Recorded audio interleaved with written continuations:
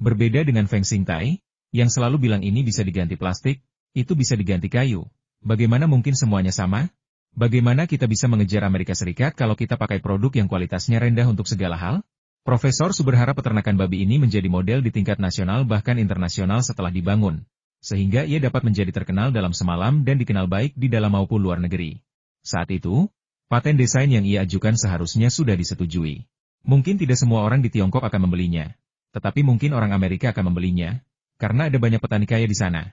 Tidak, ini dipasang terbalik. Apa airnya tidak akan menyemprot ke atas seperti ini? Pekerja di sana, berhenti sebentar. Sudah kubilang ini untuk memberi makan, harus bisa terbalik. Siapa yang menyuruhmu mengikatnya dengan kawat? Bagaimana pakan masih bisa masuk ke bak? Kamu salah hitung jaraknya. 2 meter, dan kamu cuma 1,98 meter. Kamu benar-benar tidak bisa menangani ini. Profesor Su sangat teliti dan berdedikasi, secara pribadi menjaga peternakan babi Tianpeng, membimbing para pekerja dalam pemasangan mesin dan peralatan. Semua ini berkat kerja kerasnya, dan kesalahan sekecil apapun tak pernah terjadi. Kemarin, seorang pekerja tidak mengikuti cetak biru dan membuat kandang babi lebih kecil, yang membuatnya marah. Feng Xingtai datang dan berkata bahwa cukup dengan menyesuaikan beberapa peralatan saja dan tidak perlu terlalu dogmatis. Tepat ketika Profesor Su hendak berkompromi, Feng Yu datang dan, tanpa ragu, merobohkan 2 dinding kandang babi dan membangunnya kembali. Meskipun kedua dinding itu tidak sebanding dengan keseluruhan peternakan babi, sikap Feng Yu tidak diragukan lagi memberi Profesor Su keyakinan untuk membangun peternakan babi otomatis mekanis yang paling sempurna sesuai dengan cetak birunya. Tentu saja, tindakan Feng Yu juga mendapat teguran keras dari ayahnya, yang menyebutnya boros. Dia sudah membangun kandang babi, lalu merobohkannya. Apakah dia masih bisa menggunakannya jika tidak? Apakah dia masih bisa menggunakannya? Feng Yu terkekeh bodoh. Sebenarnya, ia hanya merasa tidak nyaman dengan asimetri itu. 2 baris kandang babi, ratusan kandang, dan hanya 2 yang ukurannya asimetris. Bukankah itu terlihat canggung? Lagi pula, seperti yang dipikirkan Profesor Su, merobohkan 2 tembok itu hanya setetes air di lautan dibandingkan dengan seluruh investasi peternakan babi. Dan melihat ekspresi Profesor Su yang terharu, Feng Yu merasa itu sepadan. Profesor Su jelas merupakan pakar di antara para pakar peternakan babi. Kedepannya, pabrik Taihua akan tetap membutuhkan bantuan Profesor Su dalam hal formula pakan babi dan bimbingan teknologi pemberian pakan. Rasanya tidak pantas membuat Profesor Su kesal hanya karena masalah sekecil itu. Sekembalinya ke rumah, Feng Yu menjelaskan kelebihan dan kekurangannya kepada ayahnya secara rinci. Uang memang ada harganya, tetapi pengetahuan tak ternilai harganya. Hal terpenting bagi peternakan babi ini saat ini bukanlah pendanaan, melainkan teknologi mutakhir. Semua teknologi ini berasal dari Profesor Su, jadi sebaiknya ikuti arahannya. Lagi pula, peternakan babi Tianpeng masih milik keluarga Feng. Berapapun penghasilan mereka di masa depan, mereka tidak perlu memberikan sepeser pun kepada Profesor Su. Bisa dibilang Profesor Su sedang membuat gaun pengantin untuk keluarga Feng. Apalagi yang perlu dikecewakan? Feng Xingtai akhirnya merasa puas setelah Feng Yu mengatakan ini. Ternyata Profesor Su bekerja untuk keluarga kami. Tapi itu tidak benar. Bagaimana mungkin seorang karyawan bisa lebih arogan daripada bosnya? Dia seorang profesor, bagaimana mungkin dia tidak sedikit sombong? Mendengar ini, Feng Xingtai tiba-tiba teringat bahwa profesor itu adalah seorang profesor, padahal ia hanyalah warga biasa. Namun, rasa bangga di hatinya masih membara. Sekarang ia juga bisa memerintah profesor itu. Dia tidak tahu bahwa ada 3 ahli Soviet yang bekerja untuknya di pabrik pengolahan biji-bijian. Dia selalu mengira ketiga orang Rusia tua itu hanyalah pekerja Soviet. Peternakan babi itu dibangun dengan sangat cepat. Setelah Feng Yu menginvestasikan sejumlah besar uang, kondisinya terus berubah setiap hari. Meskipun biayanya sedikit meningkat, hal ini menghemat waktu. Yang lain tidak mengerti, tetapi Feng Yu percaya bahwa waktu lebih penting daripada uang. Semakin cepat Anda bisa menguasai pasar, dan pasar adalah faktor terpenting bagi masa depan peternakan babi. Ketika peternakan babi sedang dibangun, manajer peternakan, Wen Deguang, dan yang lainnya sering datang untuk melihat. Melihat perubahan di peternakan babi, mereka semua tersenyum. Setelah peternakan babi dibangun, mereka berencana untuk melaporkan kabar baik tersebut kepada otoritas yang lebih tinggi, menjadikannya sebagai model, dan menjadikannya sebagai pencapaian politik mereka sendiri. Bagaimana mungkin mendukung wirausahawan petani tidak menjadi pencapaian politik? Feng Yu tentu saja tidak akan keberatan. Semakin banyak dukungan yang mereka miliki, semakin sedikit pula perlawanan terhadap perkembangan peternakan babi Tianpeng. Wakil Direktur Su itu pasti menyesali keputusannya sekarang. Prestasi peternakan babi Tianpeng tidak ada hubungannya lagi dengannya. Perusahaan unggulan lain di pertanian ini, pabrik pengolahan gandum Taihua, juga dikelola oleh Wen Deguang dan Direktur Pertanian. Dengan kedua orang ini, karir mereka pasti akan sangat sukses dalam 2 tahun ke depan. Sedangkan Wakil Direktur Pertanian Su, kemungkinan besar hanya akan menjabat sebagai Wakil Direktur hingga pensiun. Berderak, para pemimpin dan tamu yang terhormat, hari ini adalah hari di mana peternakan babi Tianpeng selesai dibangun. Terima kasih telah meluangkan waktu untuk menghadiri perayaan ini. Sekarang kami ingin mengundang Direktur Peternakan untuk menyampaikan pidato. Wen Deguang bertindak sebagai pembawa acara dan memimpin perayaan di pintu masuk peternakan babi. Setelah omong kosong Direktur, para pemimpin pertanian lainnya juga mendapat kesempatan untuk berbicara. Wakil Direktur Su adalah satu-satunya anggota tim kepemimpinan yang ditugaskan untuk tetap di kantor dan tidak datang. Sekarang, sambutlah manajer peternakan dan tunggu penanaman pohonnya. Semoga peternakan babi Tianpeng tumbuh subur seperti pohon kecil. Di luar tembok halaman, seseorang telah menggali lubang dan menanam pohon muda di dalamnya. Direktur dan anak buahnya secara simbolis menambahkan beberapa sekop tanah, masing-masing menyeka dahi mereka yang basah oleh keringat. Ada kamera yang merekam, tetapi mereka tidak bisa dituduh malas menanam pohon. Feng Yu menatap ekspresi puas ayahnya di depan kamera, lalu melihat latar belakang di belakang ayahnya, dan Feng Yu tertawa. Feng Yu secara pribadi menulis syair baru di gerbang awan menginginkan pakaian, bunga menginginkan keindahan, babi ingin menjadi gemuk, dan orang-orang ingin menjadi terkenal. Setelah peternakan babi selesai dibangun, Feng Yu segera diantar kembali ke sekolah oleh ayahnya sambil membawa kemoceng. Tugasnya adalah belajar dengan giat. Yang dipikirkannya setiap hari hanyalah uang, dan ia pun terobsesi dengan uang. Dalam sekejap mata, bulan Juni telah tiba dan cuaca menghangat. Kipas angin listrik merek Feng Yu mulai diproduksi dan dijual kembali. Namun, kinerja penjualan tahun ini kurang memuaskan. Diperkirakan volume pesanan nasional tidak akan melebihi 50.000 unit, dan laba pun menurun drastis. Ini bahkan dengan bonus tambahan iklan TV. Kalau tidak, penjualannya pasti akan dipertanyakan, apakah akan melebihi 20.000 unit. Tak ada cara lain. Kini, kipas angin plastik sudah begitu banyak sehingga bahkan pabrik-pabrik kecil di tingkat kabupaten, atau bahkan yang dikelola swasta, pun bisa memproduksinya. Meskipun pasarnya masih besar, terdapat terlalu banyak produk yang berbeda, dan kipas angin Feng Yu bukanlah sesuatu yang istimewa, sehingga pasarnya pun sudah terbagi-bagi. Feng Yu menghela napas. Sepertinya kipas angin listrik baru itu harus segera dimasukkan ke dalam agenda. Feng Yu tidak terlalu sibuk dengan bisnisnya, jadi wajar saja ia punya lebih banyak waktu luang di sekolah. Dengan sisa waktu 1 bulan sebelum ujian, ia punya banyak waktu untuk mempersiapkan diri. Namun saat itu guru datang memberitahu mereka bahwa mereka harus memilih antara seni dan sains di tahun kedua sekolah menengah, dan meminta siswa untuk berdiskusi dengan orang tua mereka dan kemudian melaporkan pilihan mereka. Bahkan lebih buruk daripada kehidupan sebelumnya.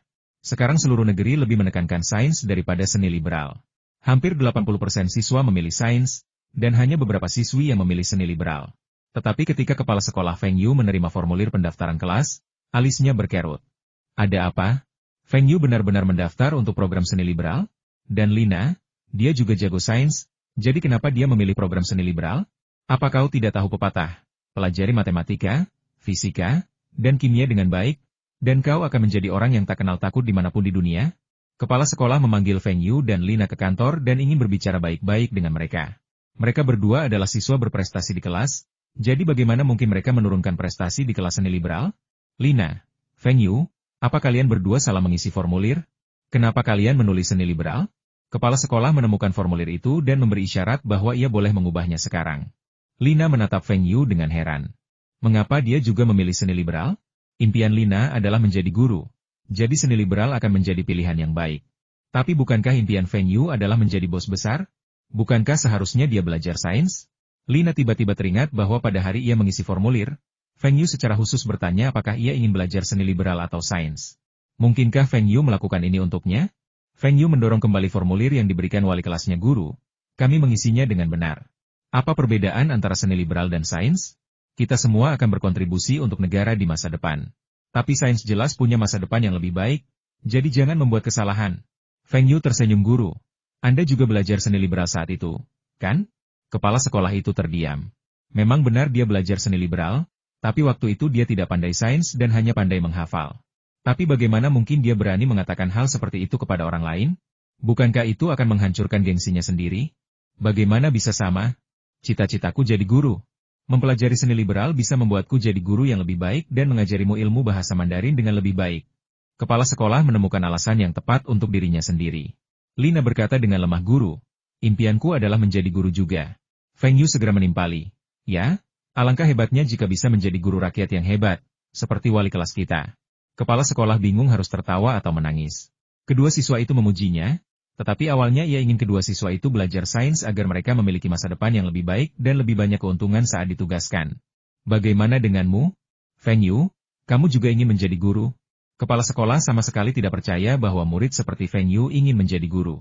Tidak, aku ingin menjadi sekretaris, dan mempelajari seni liberal adalah jurusan yang tepat untukku. Feng Yu mengatakan kebohongan yang telah ia persiapkan sejak lama.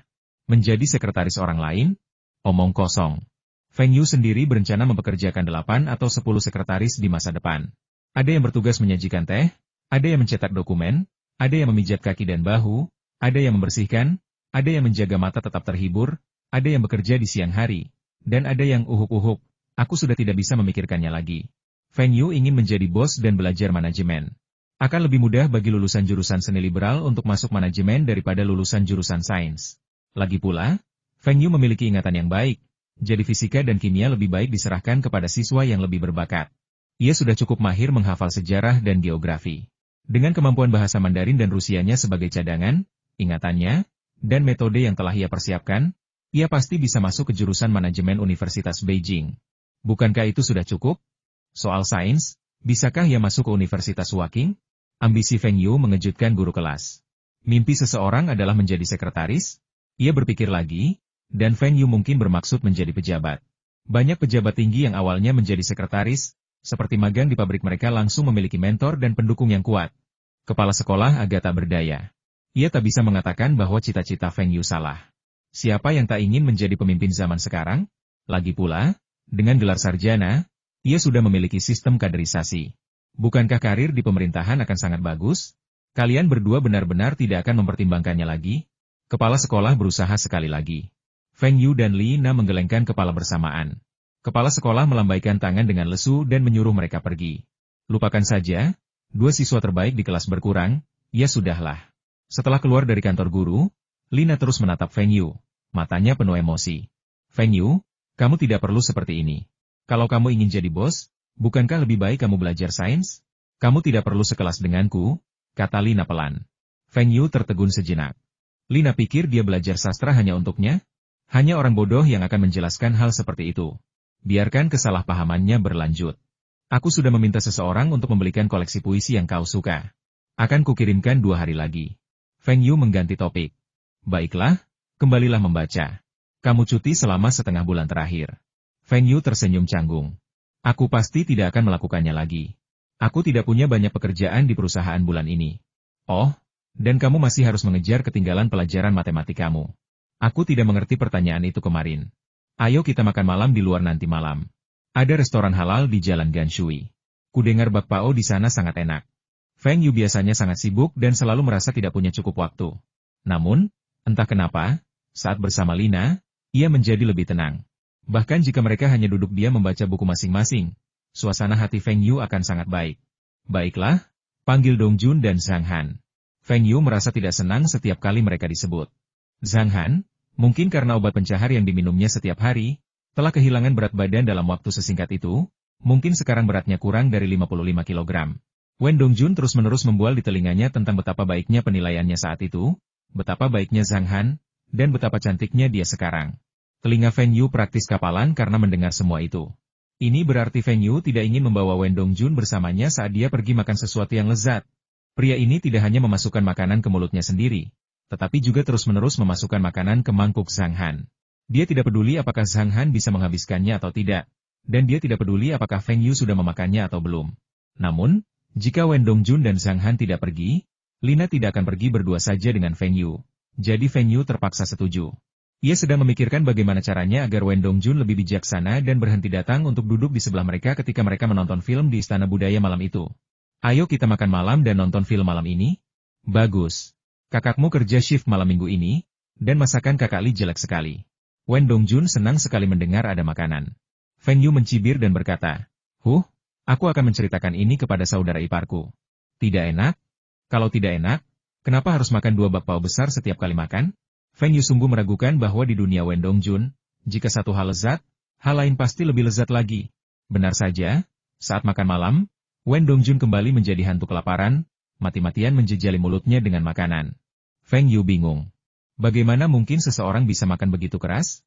Karena terprovokasi, Feng Yu pun makan sedikit lagi. Namun, Lina dan Zhang Han tidak makan banyak. Lina awalnya memang sedikit lapar, sementara Zhang Han sengaja mengendalikannya. Dulu, Zhang Han tampak lebih rakus makan daripada Wen Dongjun, dan sangat menyukai camilan.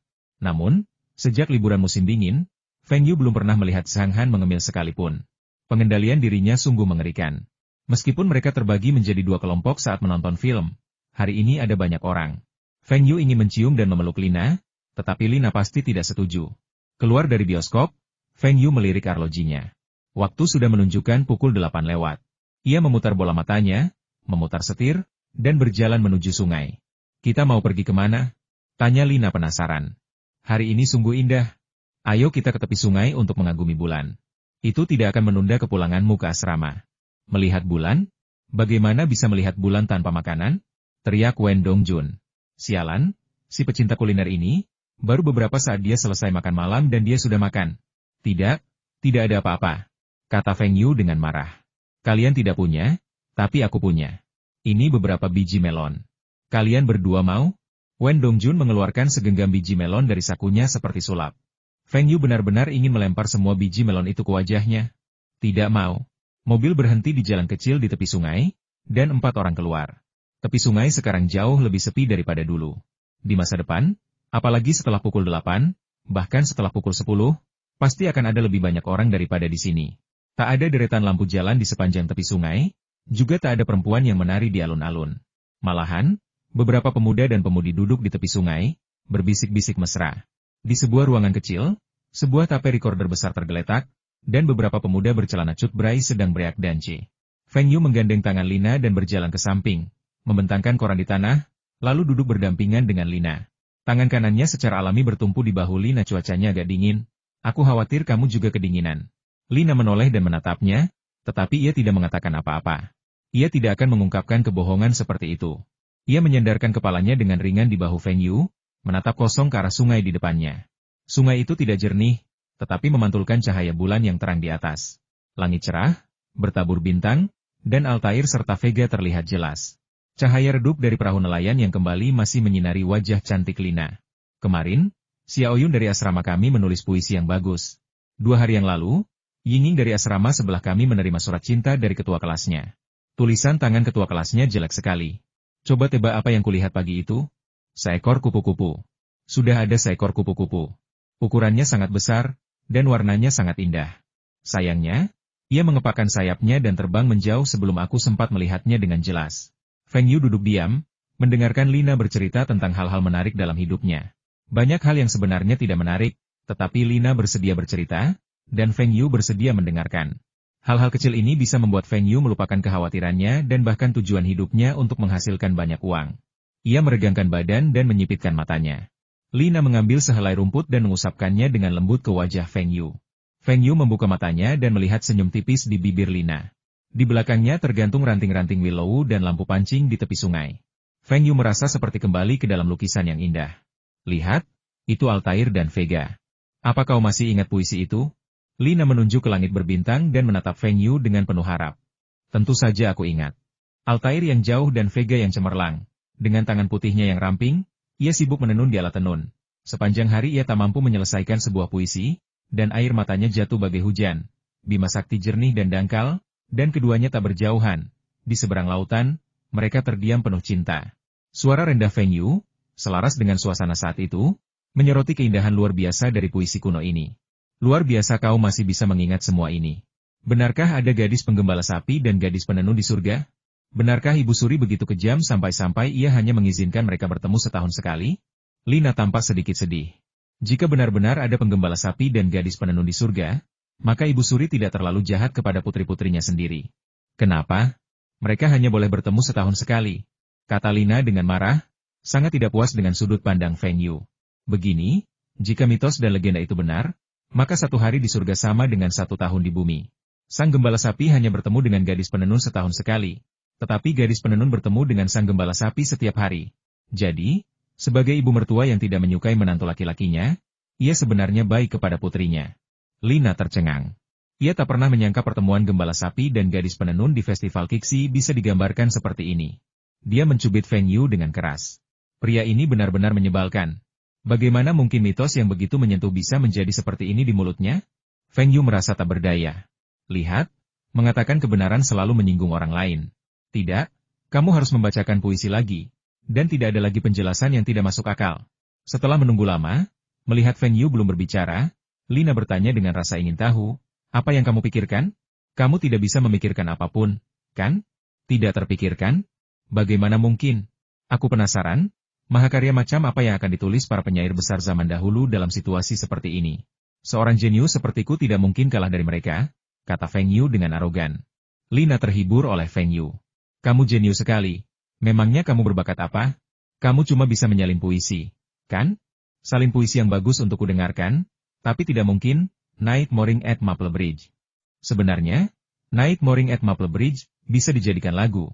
Tapi lupakan saja, lagu itu tidak cocok untuk dinyanyikan saat ini. Coba kupikir-pikir, apa susahnya menulis puisi untukmu? Ketika Lina menyebut Night Morning at Maple Bridge, pikiran pertama Feng Yu adalah The Sound of the Waves Remains. Tetapi lagu itu lebih cocok untuk mereka yang ingin kembali bersama setelah putus cinta, atau untuk pasangan yang telah bersama selama bertahun-tahun. Bagaimanapun, Feng Yu tidak pantas menyanyikannya untuk Lina sekarang.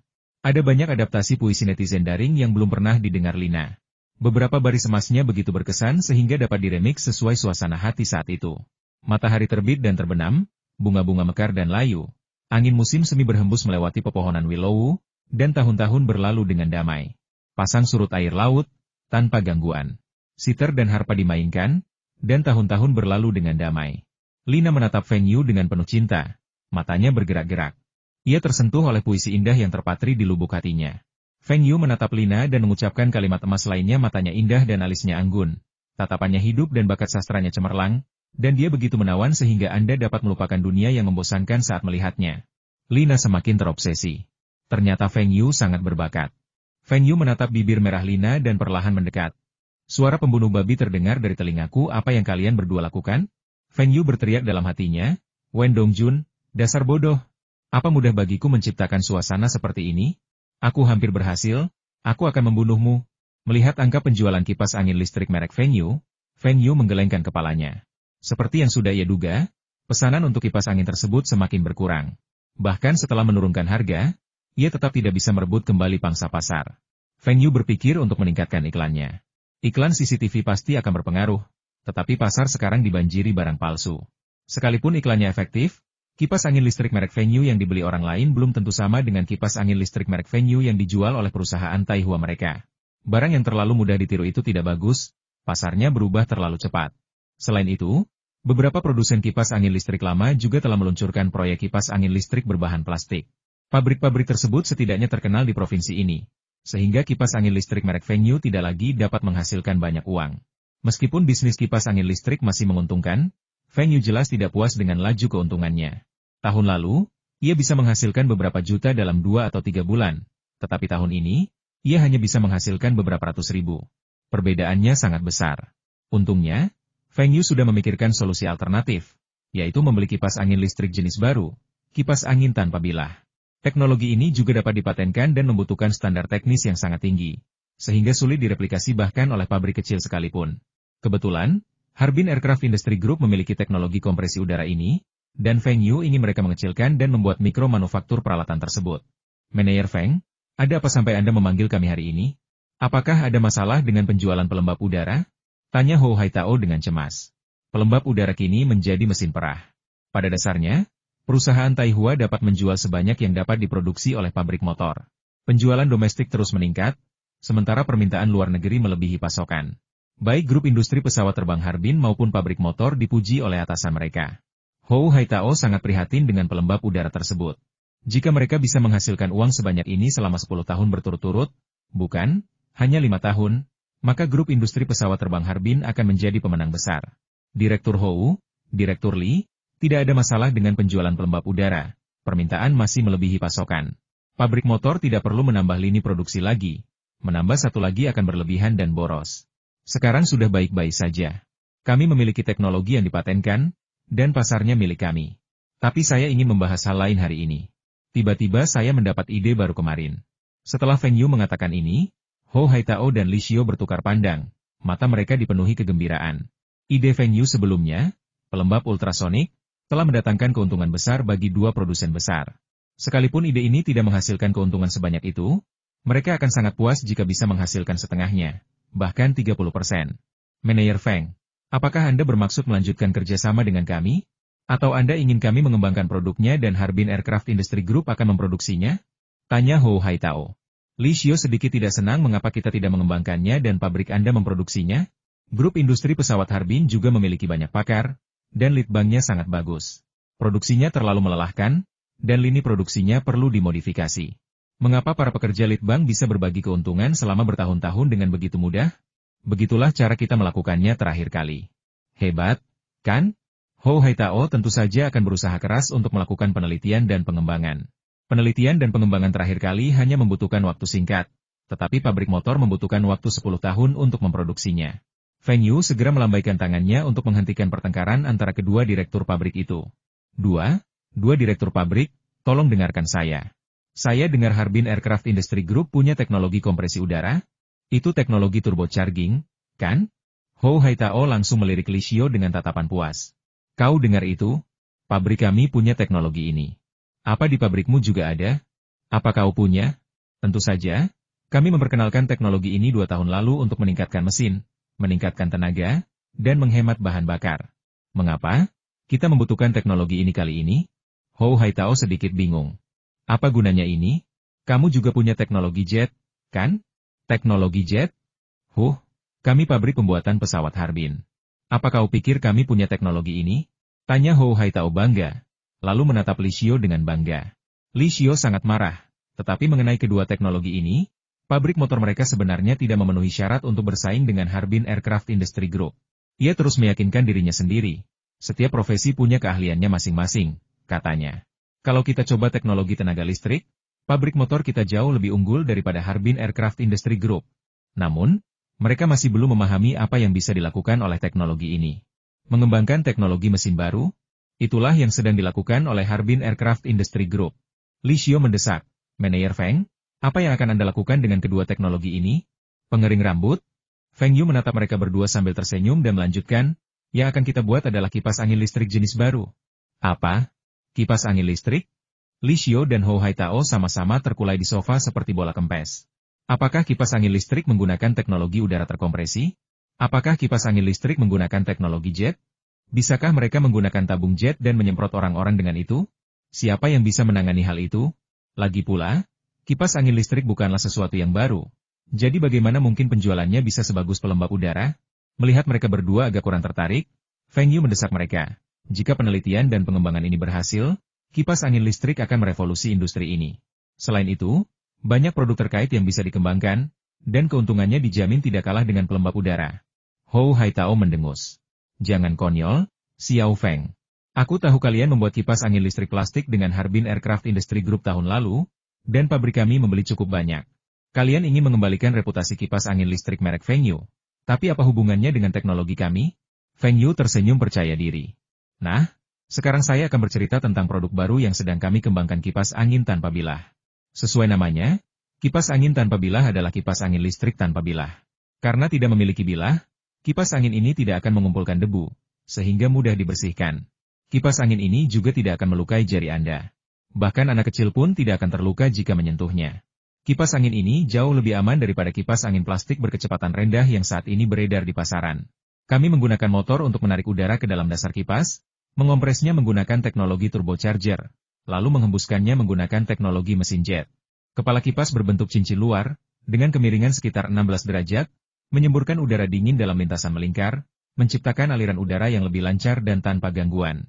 Lebih lanjut, dengan penelitian dan pengembangan yang canggih, kipas ini akan lebih hemat energi daripada kipas angin biasa. Saat Feng Yu berbicara, ia menggunakan baskom plastik tanpa dasar untuk memperagakan agar mereka dapat lebih memahami seperti apa kipas tanpa bilah yang sedang dibicarakannya. Li Xiao tidak begitu mengerti, tetapi Hou Haitao mengerutkan kening, merenungkan kata-kata Feng Yu. Sepertinya apa yang dikatakan Feng Yu masuk akal. Memang benar ini bisa menghasilkan angin, tapi berapa biayanya? Satu buah bisa berharga ratusan yuan, atau bahkan lebih. Jadi, berapa biayanya? Tapi siapa peduli? Feng Yu lah yang membayarnya, dan mereka bertanggung jawab atas penelitian dan pengembangan. Mereka tidak perlu khawatir tentang produksi dan penjualan. Setelah produk terjual, mereka akan berbagi keuntungan. Sekalipun mereka tidak bisa menjualnya pada akhirnya, mereka tidak akan rugi. Tidak peduli apa yang dipikirkan pabrik motor, Harbin Aircraft Industry Group telah melakukannya. Hou Haitao setuju, tetapi Li Xiao ragu-ragu. Mereka bertanggung jawab atas produksi, dan jika produk tidak terjual, pabrik mereka pasti akan merugi.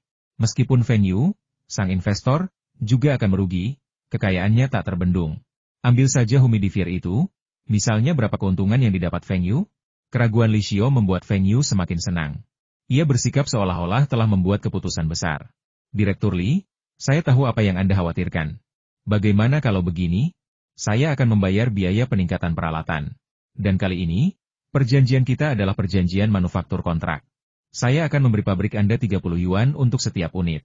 Dengan begitu, Anda bisa mendapatkan penghasilan yang terjamin. Setelah Feng Yu mengatakan ini, Li Xiao semakin bingung. Setiap kali Feng Yu meminta pabrik mereka untuk memproduksi produk, Feng Yu pasti akan meraup untung besar. Namun, ia melihat keunggulan produk-produk tersebut, baik dari segi biaya rendah maupun mengisi celah pasar. Namun, kipas angin tanpa bilah ini, ia sama sekali tidak melihat potensi penjualan yang tinggi, bukan? Sama seperti kulkas merek Taihua itu, bukankah mereka baru saja menjual batch terakhirnya beberapa hari yang lalu? Namun, ia tidak tahu berapa banyak keuntungan yang diperoleh Feng Yu dari batch kulkas ini. Ia berpikir, Feng Yu pernah gagal sebelumnya. Jadi lebih baik bersikap konservatif, jadi ia memilih Hoyem. Li Xiao memilih Hoyem. Feng Yu menoleh ke Hou Haitao sambil tersenyum. Direktur Hou, kipas tanpa bilah ini memiliki risiko pasar yang sangat tinggi. Sebagai investor, saya mungkin tidak akan bisa mendapatkan kembali investasi saya. Karena Direktur Li telah memilih OEM dan dapat memperoleh biaya OEM yang lebih stabil, risikonya sekarang sepenuhnya ada pada saya. Oleh karena itu, Harbin Aircraft Industry Group tidak akan dapat menikmati dividen proporsional kali ini, melainkan akan menerima dividen tetap. Dengan kata lain, untuk setiap kipas tanpa bilah yang terjual, saya akan membayar Anda 10 yuan. Pengembangan produk ini tetap menjadi investasi saya, dan hasil serta paten terdaftarnya tetap menjadi milik saya. Apakah Direktur Hou setuju dengan hal ini? Feng Yu berteriak dalam hatinya, cepat dan katakan kau setuju. Cepat dan katakan kau setuju. Ketika kipas angin tanpa bilah baru ini pertama kali diluncurkan di pasaran, harga pasarannya adalah $500 AS, dan biaya produksinya lebih dari $20 AS. Berapa keuntungan yang didapat? Meskipun harganya turun dari lebih dari 500 menjadi lebih dari 100 dan akhirnya menjadi sekitar 30 setelah biayanya diungkapkan, perusahaan tersebut telah meraup laba puluhan juta dolar, dan kemudian, pasokannya pun menipis, sehingga menghasilkan laba ratusan juta dolar bagi perusahaan. Berapa banyak yang mereka habiskan untuk R&D dan pengujian? Hanya beberapa juta dolar. Mereka terutama bereksperimen dengan sudut kemiringan kepala kipas dan sudut spiral internal. Feng Yu tidak tahu sudut spiralnya, tetapi ia ingat betul bahwa sudut kemiringan kepala kipas itu adalah 16 derajat. Ini berasal dari taruhan yang ia buat dengan seorang teman saat minum-minum di kehidupan sebelumnya, dan tertulis jelas di ensiklopedia Baidu. Dua teknologi lainnya sudah tersedia di Harbin Aircraft Industry Group, tetapi keduanya relatif besar. Tujuannya adalah mengecilkannya dan mengurangi dayanya. Ini hanya kipas, bukan untuk mesin atau produk militer, jadi tidak perlu sekuat itu. Setelah mendengar kata-kata Feng Yu, Hou Haitao langsung marah manajer Feng. Apa yang kau bicarakan? Bukankah kerja sama kita terakhir berjalan baik? Kau lihat kemampuan R&D pabrik kita. Kita merilis produk begitu cepat terakhir kali. Kenapa kali ini dividennya tetap? Feng Yu membalas, mengapa saya tidak mempercayakan Harbin Aircraft Industry Group untuk mengembangkan teknologi ini? Saya akan membelinya. Apakah 1 juta cukup? Jika tidak, 2 juta. Anda yang memutuskan. Anda tidak ingin mengambil risiko, tetapi Anda tetap ingin berbagi keuntungan. Mengapa? Meskipun pabrik Anda memiliki teknologinya, jangan lupa bahwa kita memiliki Institut Teknologi Harbin dan Institut Teknologi Harbin. Mereka juga memiliki teknologi ini. Kolaborasi pertama adalah kesepakatan yang manis. Jika kedua perusahaan besar itu bersedia melanjutkan kemitraan ini, Feng Yu tidak akan menolak. Sekarang, mereka tidak bisa melihat kenyataan, tidak bisa melihat prospek, dan ingin memanfaatkannya. Bagaimana mungkin Feng Yu melakukan itu? Yang itu nggak mungkin cuma $10. Pabrik motornya kan $30. Kenapa kamu tidak menyediakan jalur produksi dan pekerjanya saja, dan aku akan memberimu 30 yuan yang sama. Kamu tidak perlu melakukan apapun, kamu dibayar tanpa imbalan, dan kamu masih merasa itu terlalu sedikit? Terus terang saja, apakah itu seperti pengemis yang mengeluh tentang makanan yang tidak enak? Jika Feng Yu tidak menginginkan teknologi otomotif Harbin Aircraft Industry Group, dia pasti sudah meninggalkan Harbin Aircraft Industry Group sejak lama. Li Xiao berkata dengan sedih, Direktur Hou, 10 yuan bukanlah jumlah yang kecil. Kami para pekerja bekerja mati-matian untuk mendapatkan 30 yuan, dan kami masih harus menjalankan lini produksi. Kami bahkan belum memperhitungkan kerusakan mesin dan upah para pekerja. 15 yuan. Saya berjanji akan menyelesaikan pengembangan produk secepat mungkin kali ini. 15 yuan bukanlah harga yang mahal. Jika Anda menjual 10.000 unit, saya bisa menghasilkan 150.000. Pabrik kami juga akan membutuhkan beberapa insinyur ahli untuk bekerja, yang akan sangat memengaruhi pesanan militer kami dan akan sangat merugikan kami. Feng Yu melirik Hou Haitao dengan jijik. Insinyur tingkat ahli? Seolah-olah aku tidak membayar kalian untuk mengembangkan produk-produk ini? Apa aku tidak melihat laporan kalian terakhir kali? Gaji insinyur tingkat ahli 6 kali lipat dari gaji mereka di pabrik kalian. Aku bahkan tidak repot-repot bertanya kemana perginya uang tambahan itu. 15? 12? Mungkin? Biaya pabrik plastiknya juga sangat tinggi. Apa menurutmu kepala kipas yang kuminta semudah itu diproduksi? Berapa biayanya? Keuntungan di masa depan tidak bisa diprediksi. Kalau rusak, berapa kerugianku? Akhirnya, mereka sepakat dengan harga 13 yuan, dan Feng Yu sangat gembira. Meskipun kipas tanpa bila ini mungkin tidak laku di Tiongkok setelah dikembangkan, kipas ini pasti akan memiliki pasar di Eropa dan Amerika Serikat. Dengan populasi 1 miliar di Eropa dan Amerika Serikat, perkiraan konservatif menunjukkan penjualan 1 juta unit. Dengan harga jual $100, keuntungannya setidaknya setengahnya, atau 50 juta. Ini adalah skenario terburuk Feng Yu, tanpa memperhitungkan penjualan domestik. Soal pengembangan produk, dengan ide dan data yang diberikan Feng Yu, seharusnya bisa sukses dalam setahun, kan? Soal investasi RD, Feng Yu yakin 1 hingga 2 juta RMB sudah cukup, dan tidak lebih dari 1 juta dolar AS. Siapa yang tidak akan melakukannya jika mereka dapat menggunakan 1 juta dolar untuk bertaruh setidaknya 50 juta dolar dalam keuntungan, dan itu legal? Lebih lanjut, prinsip di balik kipas tanpa bila ini dapat diubah menjadi penemuan praktis yang akan menjadi sangat populer di seluruh dunia pengering tangan. Ini bisa menghasilkan keuntungan setidaknya ratusan juta dolar. Setelah menandatangani kontrak dengan pabrik motor listrik dan grup industri pesawat terbang Harbin, Feng Yu mengalokasikan angsuran pertama sebesar 500.000 biaya RD kepada grup industri pesawat terbang Harbin, dan secara pribadi berjanji kepada Hou Haitao bahwa jika dapat diselesaikan sebelum akhir tahun ini, ia juga akan membayar bonus tidak kurang dari 200.000. Setelah menyelesaikan ini, Feng Yu kembali ke kehidupan kampus. Ujian akhir akan segera tiba, dan ia tidak ingin pulang dan dihajar habis-habisan karena nilai jelek. Saat itu, SMP Harbin nomor 3 menerima surat undangan dari Uni Soviet, dan tanda tangannya ternyata adalah salah satu universitas terbaik dunia, Universitas Negeri Lomonosov Moskow.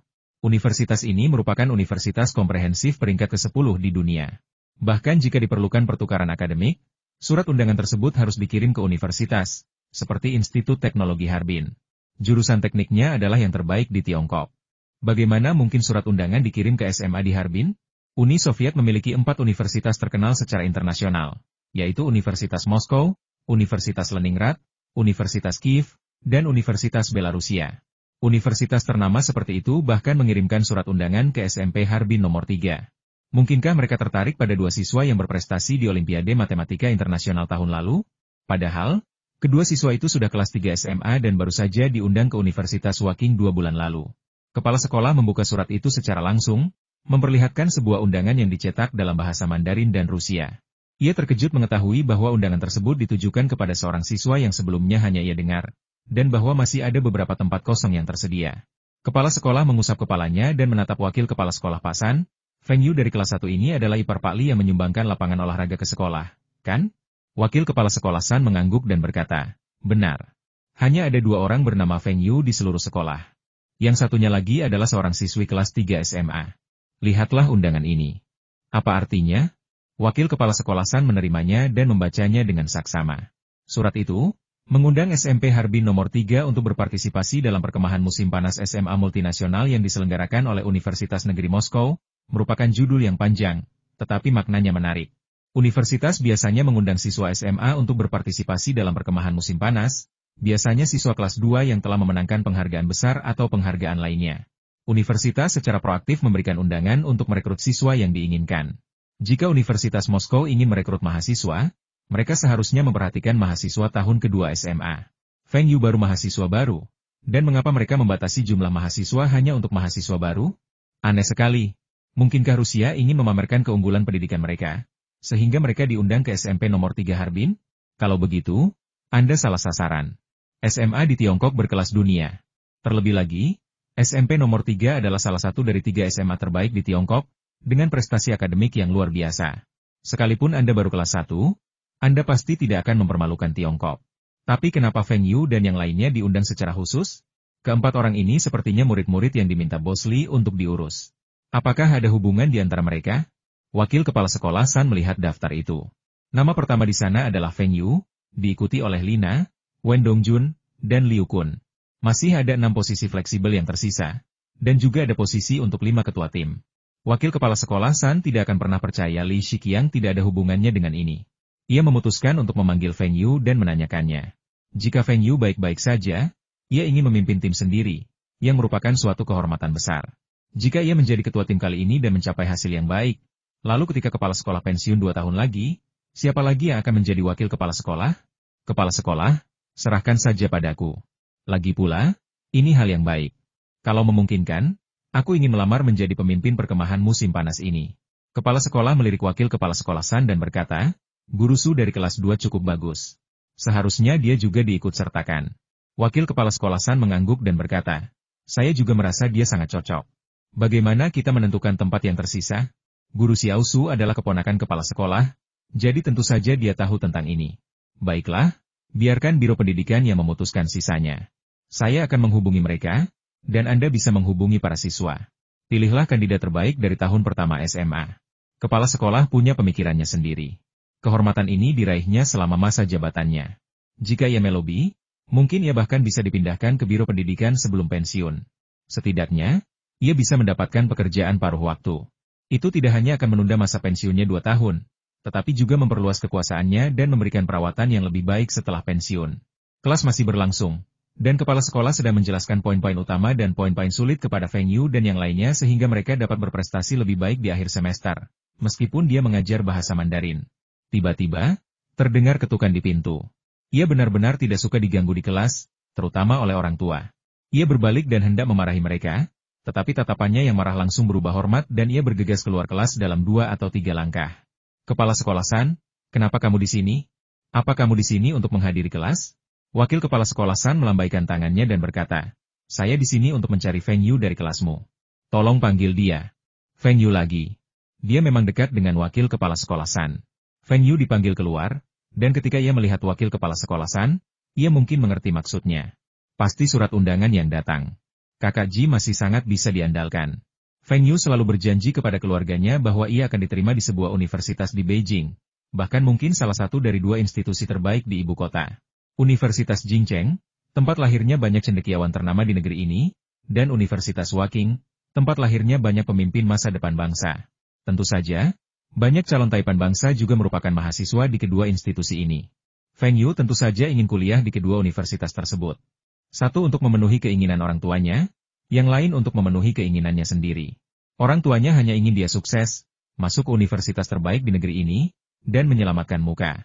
Feng Yu, di sisi lain, ingin kuliah di kedua universitas tersebut, untuk mengidentifikasi wajah-wajah familiar di masa depan dan merekrut mereka. Bahkan jika mereka tidak mau bekerja untuknya, dia bisa berinvestasi dalam impian mereka. Pada akhirnya, semua itu akan menghasilkan uang bagi Feng Yu. Feng Yu menemukan cara sempurna untuk masuk ke salah satu dari 2 universitas terbaik di Beijing.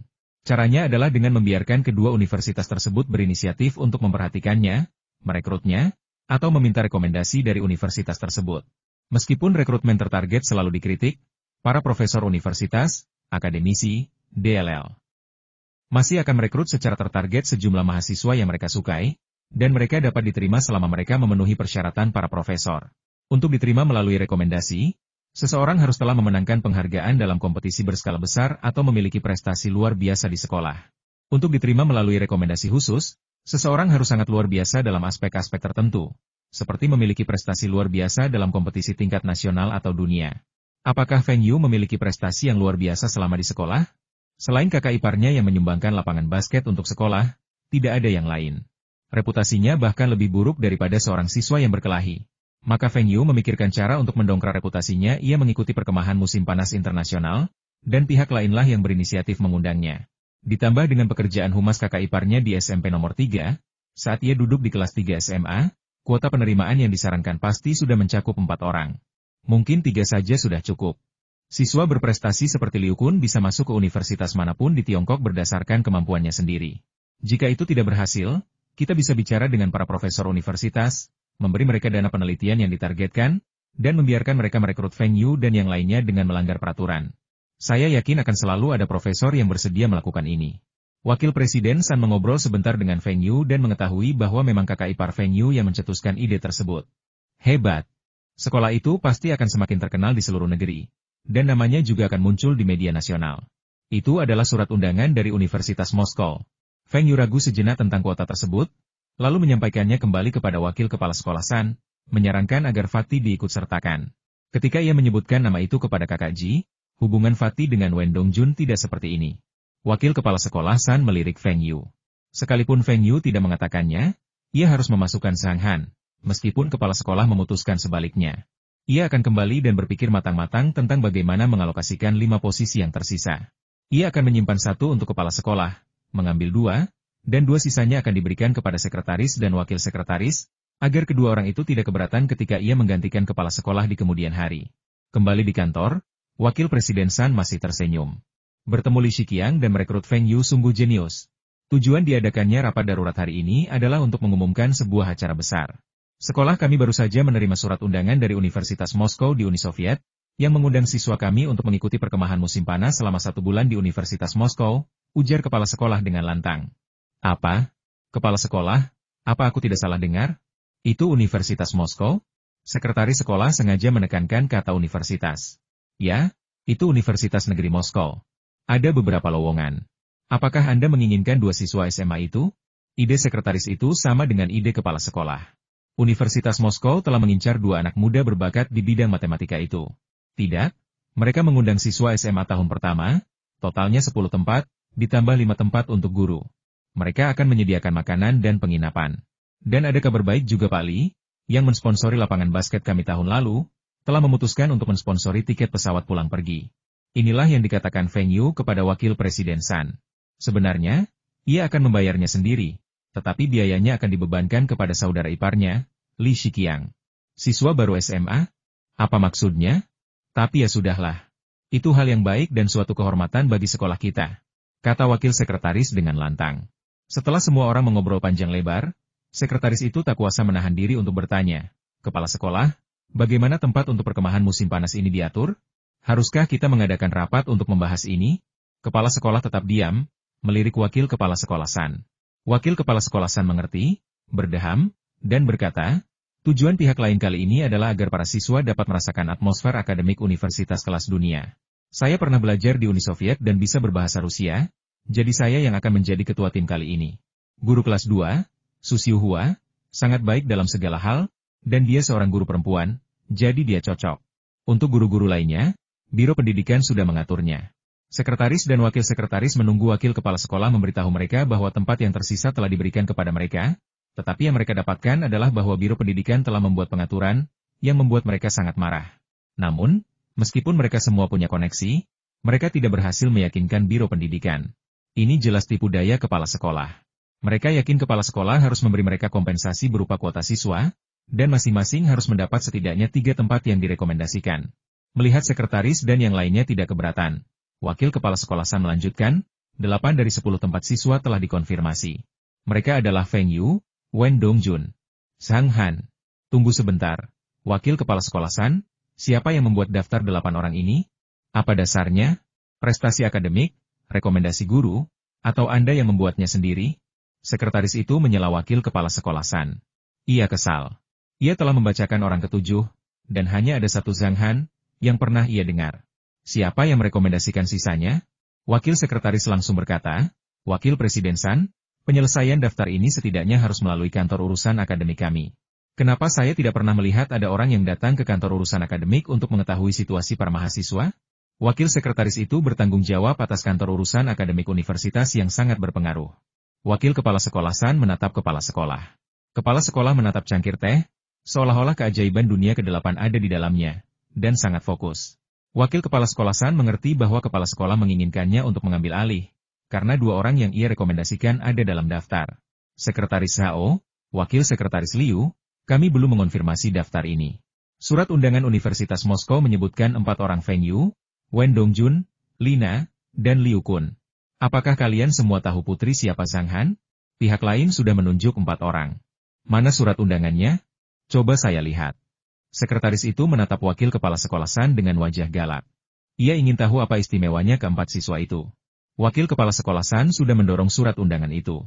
Tidak perlu diperdebatkan lagi. Seluruh perkemahan musim panas diatur oleh kepala sekolah Li Shiqiang. Jika kalian berani mencoret siapapun, kalian tidak boleh ikut perkemahan musim panas ini.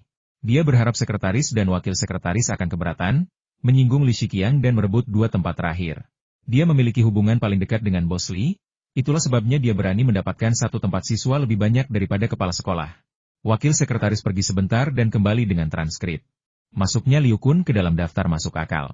Baik dalam ujian tengah semester maupun ujian akhir, kecuali ujian pertama di mana ia berada di posisi ketiga, ia 2 kali seri di posisi pertama dan finish 1 poin di belakang peringkat pertama. Nilai Lina juga bagus, terus meningkat, dan berada di peringkat 10 besar di kelasnya. Ia dianggap paling menonjol di antara para siswi, dan statusnya hampir tidak dapat diterima. Bagaimana dengan Feng Yu dan Wen Dongjun?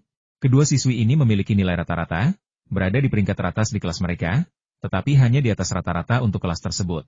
Jadi, bagaimana mungkin mereka diundang?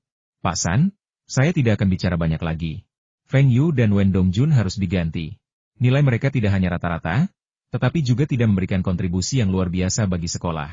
Lagi pula, Feng Yu secara terbuka membantah sekretaris Li dari kantor urusan akademik. Saya ingat wakil presiden San yang membuat pernyataan saat itu. Kan? Wakil sekretaris itu melirik wakil presiden San dengan mata menyipit. Wakil kepala sekolah San berkata dengan tenang, ini daftarnya. Mereka mengundang kita. Bagaimana kita bisa mengubah mereka? Apa dasarnya? Hanya karena mereka bukan siswa yang baik. Hanya karena mereka pergi ke sana, sekolah kita akan malu. Dan kudengar latar belakang keluarga Feng Yu agak bermasalah.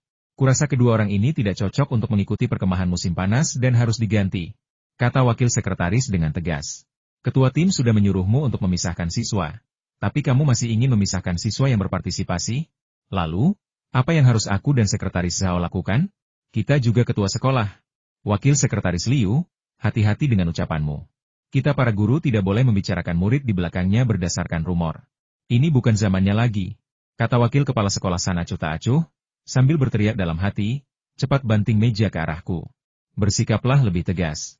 Akan lebih baik jika kau bisa meminta sekretaris Zhao untuk menggantikan Feng Yu. Dengan begini, aku bisa berbagi 2 posisi terakhir dengan kepala sekolah. Bang, Pak San, siapa yang kau maksud? Kurasa kedua murid itu harus diganti. Sebelum wakil sekretaris sempat berkata apa-apa, sekretaris itu menggebrak meja terlebih dahulu. Dia juga berasal dari era itu. Kepala sekolah masih menunduk menatap cangkir tehnya. Karena wakil kepala sekolah San menginginkan kuota guru dan ingin mengendalikan kuota siswa, dialah yang harus mengambil alih. Wakil Presiden San dengan belak-belakan menjawab, Sekretaris Zhao, jika terjadi kesalahan setelah mengganti mahasiswa yang diundang khusus oleh Universitas Moskow, apakah Anda akan bertanggung jawab?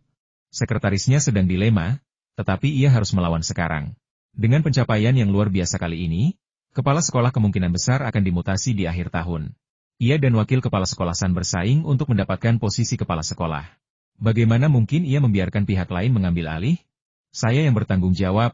Jadi apa masalahnya? Transkrip nilai kedua siswa itu ada di sini, dan menurut saya itu tidak sesuai. Kepala sekolah terbatuk dan berkata, kita sedang rapat. Apa yang kalian perdebatkan? Apa yang akan terjadi jika guru-guru lain mendengar kita? Ingat, kalian guru pertama, dan pemimpin kedua. Kalian harus menjadi panutan. Lihat betapa seringnya kalian bertengkar soal daftar nama peserta perkemahan musim panas. Kembalilah dan pikirkan baik-baik. Kita lanjutkan diskusinya besok. Sekretaris dan wakil sekretaris pergi dengan wajah dingin dan kembali membahas daftar yang mereka rencanakan. Mereka ingin masing-masing setidaknya 2 orang dalam daftar ini. Jika kepala sekolah tidak keberatan, mereka berencana untuk mengambil 3 orang masing-masing. Sekretaris dan wakil sekretaris duduk untuk berdiskusi. Biasanya, mereka tidak memiliki wewenang untuk mengubah daftar undangan yang telah dikirimkan pihak lain. Tetapi bagaimana jika para undangan secara sukarela mengundurkan diri? Maka, Feng Yu dan Wen Dongjun dipanggil ke kantor sekretaris. Sekretaris tersebut berencana untuk membujuk mereka dengan baik agar menyerah secara sukarela, dan ia dapat memberi mereka gelar siswa SMP berprestasi sebagai kompensasi. Apa? Sekretaris? Anda bilang kita diundang ke perkemahan musim panas di Universitas Negeri Moskow? Perkemahan musim panas? Apa itu untuk bersenang-senang? Mata Wen Dongjun berbinar. Ia tidak menyangka akan mendapat keberuntungan seperti itu. Tapi bagaimana mungkin Feng Yu tidak senang? Pergi ke Uni Soviet untuk bersenang-senang. Ya, tapi kali ini kami mewakili sekolah, menampilkan gaya sekolah kami, Harbin, Longjiang, dan bahkan SMA di seluruh negeri. Karena itu, sekolah berencana memilih siswa terbaik. 2 kelasmu. Wajah Wen Dongjun berubah. Sekretaris, apa maksudmu? Mereka tidak mengundang kita? Apa ada yang salah? Sekolah telah mempertimbangkan kuota ini dengan saksama dan bermaksud memilih siswa yang dapat mewakili sekolah kami. Oleh karena itu, kami harap kalian berdua bersedia menyerahkannya secara sukarela. Sekretaris itu menyadari bahwa petunjuk tidak ada gunanya dan langsung mengatakannya. Bahkan dengan koneksi wakil kepala sekolah San, bagaimana mungkin 2 siswa berani menentangnya? Dia adalah sekretaris, orang kepercayaan sekolah. Mengapa kita harus menyerah atas inisiatif kita sendiri? Wen Dongjun kesal. Mengapa kita harus melepaskan kesempatan bagus untuk bepergian ke luar negeri? Aku sudah menjelaskan alasannya kepadamu, jadi aku tidak akan menjelaskannya lagi. Tentu saja, sekolah juga akan memberikan kompensasi untukmu. Tahun ini, pasti akan ada tempat untukmu berdua di antara siswa SMA berprestasi di sekolah. Feng Yu menatap sekretaris itu dengan seringai di wajahnya. Persaingan untuk mendapatkan tempat akhirnya datang padaku. Tanpa aku, sekolah ini tidak akan punya tempat. Wakil kepala sekolah San tahu semua ini, tapi dia tidak mengatakan apa-apa. Sepertinya dia tidak punya niat baik. Feng Yu, kenapa kamu lama sekali tidak bicara? Sampaikan pendapatmu. Sekolah juga bisa mengajukan namamu ke pemerintah kota sebagai calon siswa SMP berprestasi di kota ini. Ini akan memberimu poin tambahan saat mendaftar ke universitas di Harbin. Sekretaris itu kembali menaikkan taruhannya. Tentu saja, dia tidak bisa menjamin kamu akan diterima, karena hanya ada sedikit tempat yang tersedia setiap tahun. Baiklah, sekretaris, kalau begitu saya akan menyampaikan pendapat saya. Mendengar kata-kata Feng Yu, sekretaris itu tersenyum cerah. Ia pikir ada beberapa mahasiswa yang bijaksana di luar sana. Wen Dongjun menatap Feng Yu dengan heran. Dalam kesannya, Feng Yu bahkan lebih pemberontak daripada dirinya. Bagaimana mungkin ia bisa melepaskan posisi ini? Sikap saya adalah penolakan. Menolak.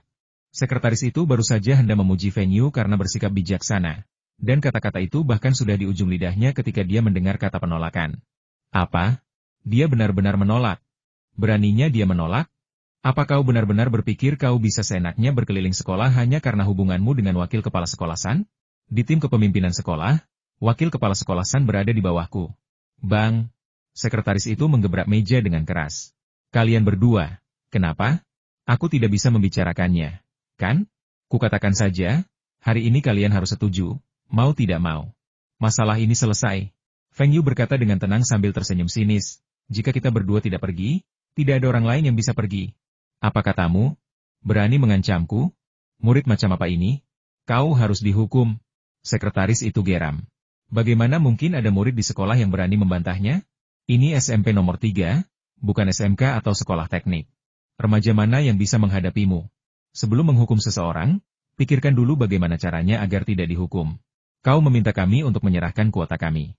Ini keputusanmu, kan? Pernahkah kau memikirkan kenapa Wakil Presiden San tidak setuju? Feng Yu menatap sekretaris itu sambil tersenyum. Sekretaris itu tertegun sejenak. Benar juga.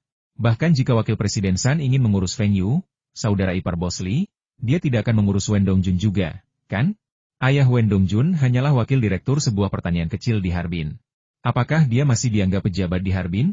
Kakak iparku yang mensponsori ongkos pulang pergi untuk perkemahan musim panas ini. Kau tahu itu, kan? Kau pikir cuma itu? Pernahkah kau berpikir kenapa nama kita ada di daftar ini? Wajah sekretaris itu berubah drastis. Mungkinkah Feng Yu punya koneksi yang kuat? Bukankah daftar ini dipilih secara acak? Mustahil, daftar ini pasti dipilih secara acak. Bagaimana mungkin Feng Yu punya koneksi di Universitas Negeri Moskow? Tahukah kamu mengapa siswa perkemahan musim panas dipilih dari sekolah kita? Mengapa mereka dipilih dari tahun pertama SMA? Mengapa keempat nama kita tercantum? Mengapa namaku ada di urutan pertama? Lanjut Feng Yu. Sekretaris itu menatap Feng Yu dengan heran. Mungkinkah benar-benar ada Buddha raksasa yang berdiri di belakang Feng Yu? Wen Dongjun memiringkan kepalanya dan menatap Feng Yu dengan tatapan bodoh. Kenapa? Ia tidak mengerti. Bagaimana Feng Yu tahu surat undangan itu untuk SMP nomor 3, tepatnya kelas 1 SMA? Dan bagaimana Feng Yu tahu namanya tercantum pertama? Bukankah seharusnya Wen Dongjun yang pertama? Harus diurutkan berdasarkan abjad nama keluarga. Itu saja. Feng Yu menunjuk hidungnya dan berkata-kata demi kata. Karena perkemahan musim panas ini diadakan karena aku. Sekretaris itu tiba-tiba berdiri, Raut wajahnya tampak tak percaya ini mustahil. Ini Universitas Moskow, bukan universitas negeri. Sekalipun keluargamu punya koneksi, apa mereka benar-benar bisa sampai ke Uni Soviet? Feng Yu menggelengkan kepalanya dan menatap sekretaris itu dengan ekspresi bodoh. Kamu tidak tahu kalau keluargaku punya perusahaan? Tidakkah kamu tahu kalau perusahaanku punya jutaan rubel perdagangan dengan Uni Soviet setiap bulan? Mata sekretaris itu terbelalak. Berapa juta rubel yang dihasilkan keluarga Anda dalam bisnis dengan Uni Soviet setiap bulan? Lalu, tahukah kamu bahwa semua transportasi perdagangan kita diangkut dengan kereta api militer Soviet? Tahukah kamu bahwa saya sering mengunjungi pemerintah kota dan Departemen Perdagangan Luar Negeri dan Kerja Sama Ekonomi? Tahukah kamu berapa biaya mobil yang saya kendarai di akhir pekan sepulang sekolah? Tidak mahal, hanya sekitar 5 atau 600 ribu. Kereta militer? Apakah keluarga Feng Yu punya koneksi militer? Apakah dari provinsi ini, atau Uni Soviet? Sering mengunjungi pemerintah kota dan Departemen Perdagangan Luar Negeri dan Kerja Sama Ekonomi? Mereka jauh lebih besar daripada Biro Pendidikan. Apa? Mobil seharga 5 atau 600 ribu, itu saja? Lupakan 5 atau 600 ribu, meskipun cuma 50 atau 60 ribu, sekretaris itu belum pernah melihat yang seperti itu seumur hidupnya. Feng Yu semakin mengejutkan sekretaris itu dengan setiap kata-katanya. Kapan kamu pernah melihat universitas mengadakan perkemahan musim panas dan mengundang mahasiswa baru SMA? Tanpa aku, perkemahan musim panas ini tidak akan ada. Universitas Moskow memang mengadakan perkemahan musim panas untuk siswa SMP saat ini, tapi itu hanya untuk kompetisi matematika. Dan ketika kami pergi, kompetisi matematika sudah dimulai. Perkemahan musim panas ini diadakan khusus untukku. Setiap kali Feng Yu mengucapkan kata-kata itu, mulut sekretaris itu menganga lebar. Ia tak pernah membayangkan semuanya akan berakhir seperti ini. Orang lain mungkin tidak tahu, tetapi Wakil Presiden San tahu. Sial, ia telah ditipu. Dan wakil sekretarisnya bilang dia ada urusan nanti. Jelas dia mau memanfaatkan dan gak mau menonjol. Dia satu-satunya yang idiot. Setelah mengatakan semua itu, Menteri, apakah Anda masih berpikir kita harus menyerahkan kuota? Sekretaris itu terkulai di kursinya. Bergumam, tidak apa-apa, kalian berdua kembali ke kelas. Aku tidak peduli lagi dengan kuota. Wen Dongjun berjalan dengan angkuh keluar dari kantor sekretaris, masih menarik lengan baju Feng Yu Hei, carikan tempat untuk Zhang Han. Semuanya. Kita berlima di kelas kamu. Aku, Liu Kun, Lina, dan Zhang Han. Sisanya akan ditugaskan oleh sekolah. Dengan hubungan ini, selama kita bisa tetap di peringkat teratas, kita bisa diterima di universitas bagus di Beijing. Feng Yu mengangkat kepalanya, menunggu untuk menerima kekaguman Wen Dongjun. Ketika ia berbalik, Wen Dongjun sudah pergi. Ia tak sabar untuk berbagi kabar baik itu dengan Zhang Han. Sial, yang lain akan mempertaruhkan nyawa mereka demi teman-temannya, tapi Wen Dongjun jelas merupakan tipe pembunuh yang akan menikam saudara-saudaranya demi seorang wanita. Persaingan antar sekolah untuk mendapatkan kuota telah berakhir, tetapi di kota, para pemimpin Komisi Pendidikan dan Biro Pendidikan mulai menggedor meja mereka memperebutkan kuota untuk guru ketua tim. Kepala sekolah melaporkan masalah ini ke Biro Pendidikan. Setelah para pemimpin Biro Pendidikan mengetahui berita tersebut, mereka sangat gembira. Mereka mendiskusikan siapa yang akan dikirim untuk ikut serta dalam mencari pengalaman. Dengan pengalaman pergi ke Uni Soviet, promosi akan menjadi proses yang wajar. Namun, masalah ini terungkap oleh Komisi Pendidikan, tim pimpinan lain yang bertanggung jawab atas pendidikan. Direktur Komisi Pendidikan langsung mendatangi Biro Pendidikan, menggebrak meja, dan membentak Direktur Biro Pendidikan. Ia mengatakan bahwa kuota ketua tim harus dibagi antara dua anggota Komisi Pendidikan. Jika tidak, perkemahan musim panas di Jiangsu akan dibatalkan. Para pemimpin dari kedua belah pihak, yang ingin mengamankan tempat berharga ini, menemui atasan mereka masing-masing, pemerintah kota, dan komite partai kota. Kabar ini sampai ke telinga para pejabat tinggi kota, nomor 1 dan nomor 2, yang bingung mengapa Universitas Negeri Moskow secara proaktif mengirimkan undangan ke Sekolah Menengah Pertama Harbin nomor 3 untuk perkemahan musim panasnya. Akan lebih masuk akal jika undangan tersebut dikirimkan ke Universitas Politeknik Harbin. Kepala sekolah kembali ke kota dan menjelaskan situasinya secara singkat kepada pimpinan. Ia tidak menyebutkan bahwa Feng Yu adalah penyebab utama insiden tersebut, melainkan mengambil semua pujian untuk dirinya sendiri dan wakil kepala sekolah San. Dengan mengatakan bahwa wakil kepala sekolah San pernah belajar di Uni Soviet dan telah menggunakan koneksinya untuk mendapatkan undangan ke perkemahan musim panas internasional. Meskipun para pemimpin tidak sepenuhnya mempercayainya, mereka tidak dapat memikirkan alasan lain.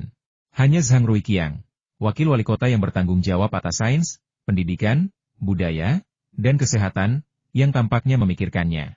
Ia selalu merasa bahwa masalah ini ada hubungannya dengan Feng Yu. Feng Yu mampu mengimpor mesin dan peralatan murah dari Uni Soviet, bahkan informasi teknisnya, dan semua impor serta ekspornya dilakukan dengan kereta api militer Soviet. Seharusnya tidak terlalu sulit baginya untuk mendirikan perkemahan musim panas, bukan? Lagi pula, kenapa mereka memilih SMP Harbin nomor 3? Kenapa anak kelas 1? Dan tadi, dia bertanya dengan santai. Nama Feng Yu ternyata ada di daftar itu. Kalau ada yang bilang itu tidak ada hubungannya dengan Feng Yu, Zhang Ruiqiang pasti tidak akan percaya. Melihat Direktur Biro Pendidikan dan Direktur Komisi Pendidikan masih berdebat, Zhang Ruiqiang tiba-tiba mendapat ide. Universitas Moskow memiliki kekuatan ilmiah dan teknologi yang luar biasa. Jika ia dapat mengunjungi laboratorium Universitas Moskow, seperti Profesor Qian dan yang lainnya mengunjungi gudang senjata Moskow, dapatkah ia belajar banyak ilmu? Zhang Ruiqiang menyampaikan idenya kepada pemimpin kota 1 dan 2, dan mata mereka berbinar-binar. Mereka bertanya-tanya apakah ada orang sehebat itu di kota ini, seseorang yang memiliki hubungan dekat dengan Soviet. Jika ini benar-benar berhasil, itu akan menjadi pencapaian yang luar biasa. Nah, posisi guru ketua tim ini tidak bisa diberikan kepada orang lain. Pemerintah kota akan memberikannya kepada para guru universitas tersebut dan membiarkan mereka mendaftarkan nama mereka di SMP nomor 3. Setelah itu, mereka bisa bergabung dengan tim secara sah, kan? Saya yakin para profesor akan senang mengunjungi laboratorium Universitas Negeri Moskow dan tempat-tempat lainnya, bukan? Namun, manfaatnya seharusnya tidak hanya dinikmati oleh universitas, manfaatnya seharusnya menjadi milik kota. Universitas Industri, Universitas Angkatan Laut, DLL. Bukan milik Harbin, bahkan bukan milik provinsi. Karena kesempatan ini diperoleh kota, manfaat yang diperoleh juga harus menjadi milik kota. Hal ini perlu dipelajari dengan saksama. Bang, wali kota tiba-tiba menggebrak meja dan berkata, apa yang kalian perdebatkan? Apa hubungannya kuota guru unggulan ini dengan Dinas Pendidikan dan Komisi Pendidikan? Siapa di antara kalian yang guru di SMP nomor 3? Tidak ada satupun dari Dinas Pendidikan maupun Komisi Pendidikan yang diizinkan pergi. Direktur Biro Pendidikan dan Direktur Komisi Pendidikan tercengang. Mereka hanya ingin memperebutkan satu posisi lagi, tetapi sekarang sudah tidak ada lagi.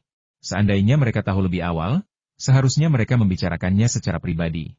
Pada saat yang sama, mereka menatap tajam kepala sekolah SMP nomor 3 dan berkata, kalau Bapak memberi kami 4 tempat, tidak bisakah kami masing-masing mengambil 2 tempat dan membaginya secara damai? Kepala sekolah juga menangis. Bagaimana saya bisa tahu Anda akan membuat keributan sebesar ini? Anda bahkan mengundang 2 pemimpin tertinggi kota. Jika saya tahu, saya akan memberikan posisi lain kepada sekretaris sekolah.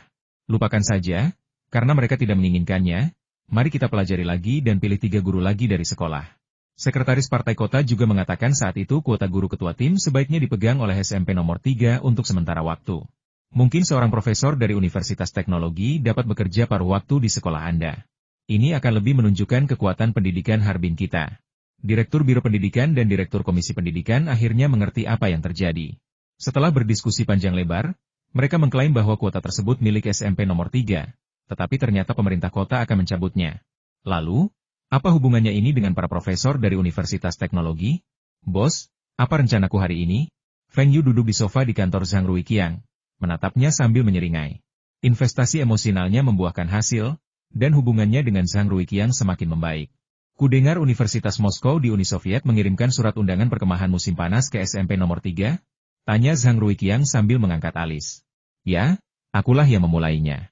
Aku hanya ingin menyepu diriku sendiri agar bisa mendapatkan tempat sebagai mahasiswa rekomendasi di universitas, kata Feng Yu tanpa ragu. Zhang Ruiqiang menggelengkan kepalanya. Anda sungguh murah hati. Demi mendapat tempat di daftar mahasiswa yang direkomendasikan, Anda bahkan rela pergi jauh-jauh ke Uni Soviet. Saya ingin bertanya sesuatu. Universitas Negeri Moskow adalah salah satu universitas terbaik di dunia, dengan kehadiran ilmiah dan teknologi yang sangat kuat. Apakah Anda diizinkan mengunjungi laboratorium dan lembaga penelitian mereka?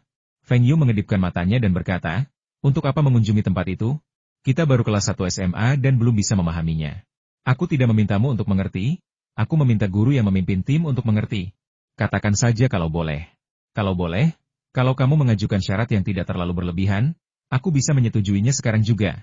Guru, bahkan seorang guru pun tidak akan mengerti, kan? Kata Feng Yu dengan nada meremehkan.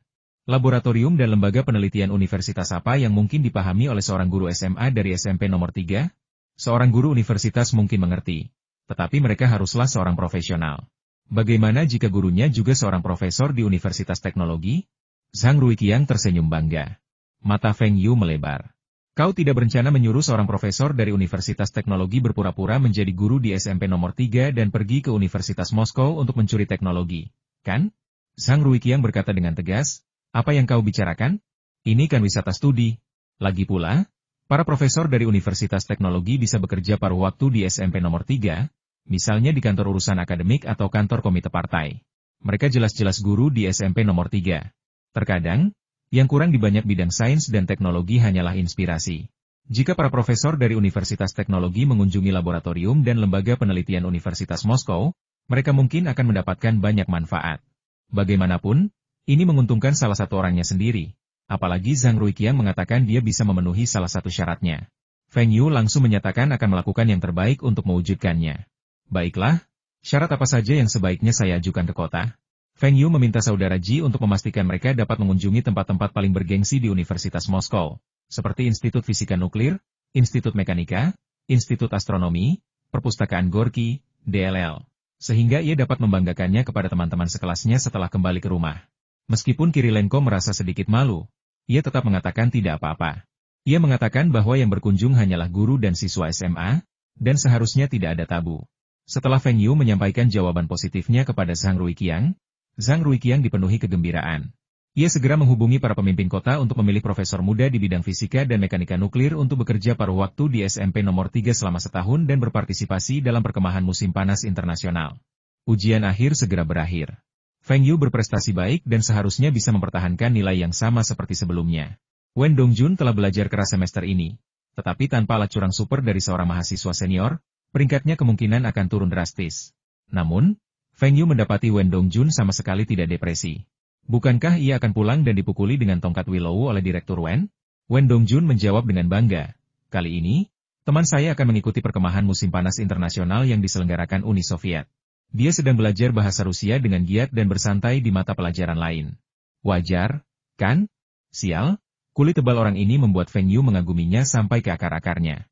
Dia memang cocok jadi pegawai negeri sipil. Feng Yu pernah bertanya kepada Wen Dongjun, apa cita-citamu dalam hidup ini? Mengapa tidak mengikuti jejak kakaknya dan bertekad pensiun di usia 30 tahun agar bisa berkeliling dunia dengan santai? Misalnya pergi ke Antartika untuk melihat penguin, melihat aurora yang legendaris, atau pergi ke puncak Himalaya atau dasar Samudra Pasifik? Wen Dongjun menatap Feng Yu lama dan bertanya dengan serius, penguin di Antartika? Apakah penguin enak? Apakah mereka terlalu gemuk? Kemudian, Feng Yu menyimpulkan bahwa Wen Dongjun tidak mengejar pengetahuan yang kaya dalam hidupnya, karena hal itu tidak akan membuatnya bahagia. Ia tidak mengejar cinta yang indah, karena ia merasa telah memilikinya. Ia tidak mengejar tubuh yang kuat, karena ia selalu berpikir bahwa ia memiliki tubuh yang sempurna. Hal-hal indah lainnya sulit didapat, dan satu-satunya hal yang dapat ia kendalikan adalah makan. Sejak saat itu, Feng Yu tidak pernah lagi membantu Wen Dongjun merencanakan hidupnya. Jika kau menasihati orang lain tentang hidup mereka, jika berhasil, kau tidak akan berterima kasih, tetapi jika gagal, semua kesalahan ada padamu. Membantunya masuk universitas di Beijing saja sudah cukup. Biarkan Wen Dongjun melanjutkan perjalanannya sendiri. Jika ia menemui kesulitan, ia hanya perlu menyapa Feng Yu. Dan Feng Yu pasti akan melakukan segala yang ia bisa untuk membantunya mengatasinya. Mempertimbangkan kerajaan ekonomi masa depan Feng Yu, bukankah mudah baginya untuk membantu Wen Dongjun mencapai beberapa prestasi politik? Feng Yu sedang menginventarisasi pabrik-pabrik yang akan dikunjunginya di Uni Soviet akhir-akhir ini. Meskipun disebut kunjungan, sebenarnya semuanya adalah pabrik yang sedang mengalami penurunan. Feng Yu sedang memikirkan pabrik mana yang memiliki peralatan yang lebih cocok untuk Tiongkok. Akan lebih baik jika mereka memiliki teknologi canggih, sehingga pabrik-pabrik domestik yang tidak memahami inovasi teknologi tidak akan mendapatkan peralatan yang lebih baik dan tetap akan bangkrut dalam 2 tahun. Kubilang, apa kau tidak lelah membaca materi-materi ini setiap hari? Bukankah seharusnya kau mempersiapkan diri untuk pergi ke Uni Soviet? Tanya Wen Dongjun sambil meringkuk di sofa. Feng Yu memutar matanya dan berkata, kau selalu bilang begitu setiap hari, sialan. Kau tidak hanya meminta uang kepada keluargamu untuk membelikanmu beberapa set baju baru, kau bahkan membeli bola basket baru. Apa itu sesuatu yang perlu kau persiapkan untuk pergi ke Uni Soviet? Nonton TV aja.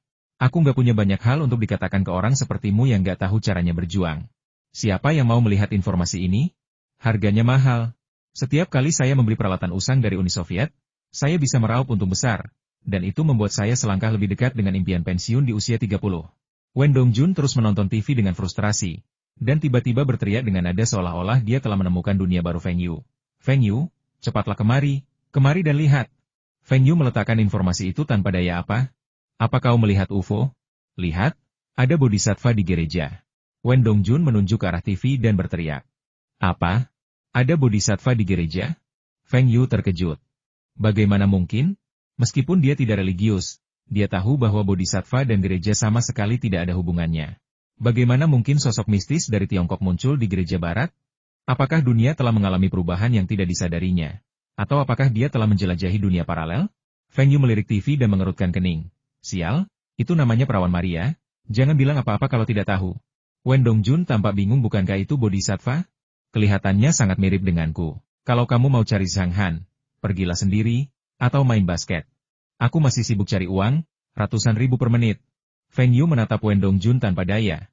Kak, bolehkah aku bekerja dengan tenang sebentar? Aku sangat sibuk. Wen Dongjun berdiri dan berkata, HMPH, bukankah ini hanya soal mengatur informasi? Serahkan saja padaku, aku akan menyelesaikannya dalam 10 menit. Lalu, ayo main basket denganku. 5 menit kemudian, Wen Dongjun melemparkan informasi itu ke atas meja. Sial, bukan hanya semuanya berbahasa Rusia, tetapi juga berisi istilah-istilah profesional. Dia sama sekali tidak bisa memahaminya dengan pengetahuannya yang setengah matang. Kalau aku tahu lebih awal, aku pasti sudah ikut latihan pra-perkemahan musim panas di sekolah. Akan lebih membosankan lagi kalau harus lari pulang seperti Feng Yu. SMP nomor 3 sangat serius dalam mengikuti perkemahan musim panas ini. Mereka mewakili Harbin, Heilongjiang, dan bahkan seluruh Tiongkok. Bagaimana mungkin mereka tidak berlatih intensif sebelum berangkat? Lagi pula, perkemahan musim panas baru akan dimulai seminggu lagi.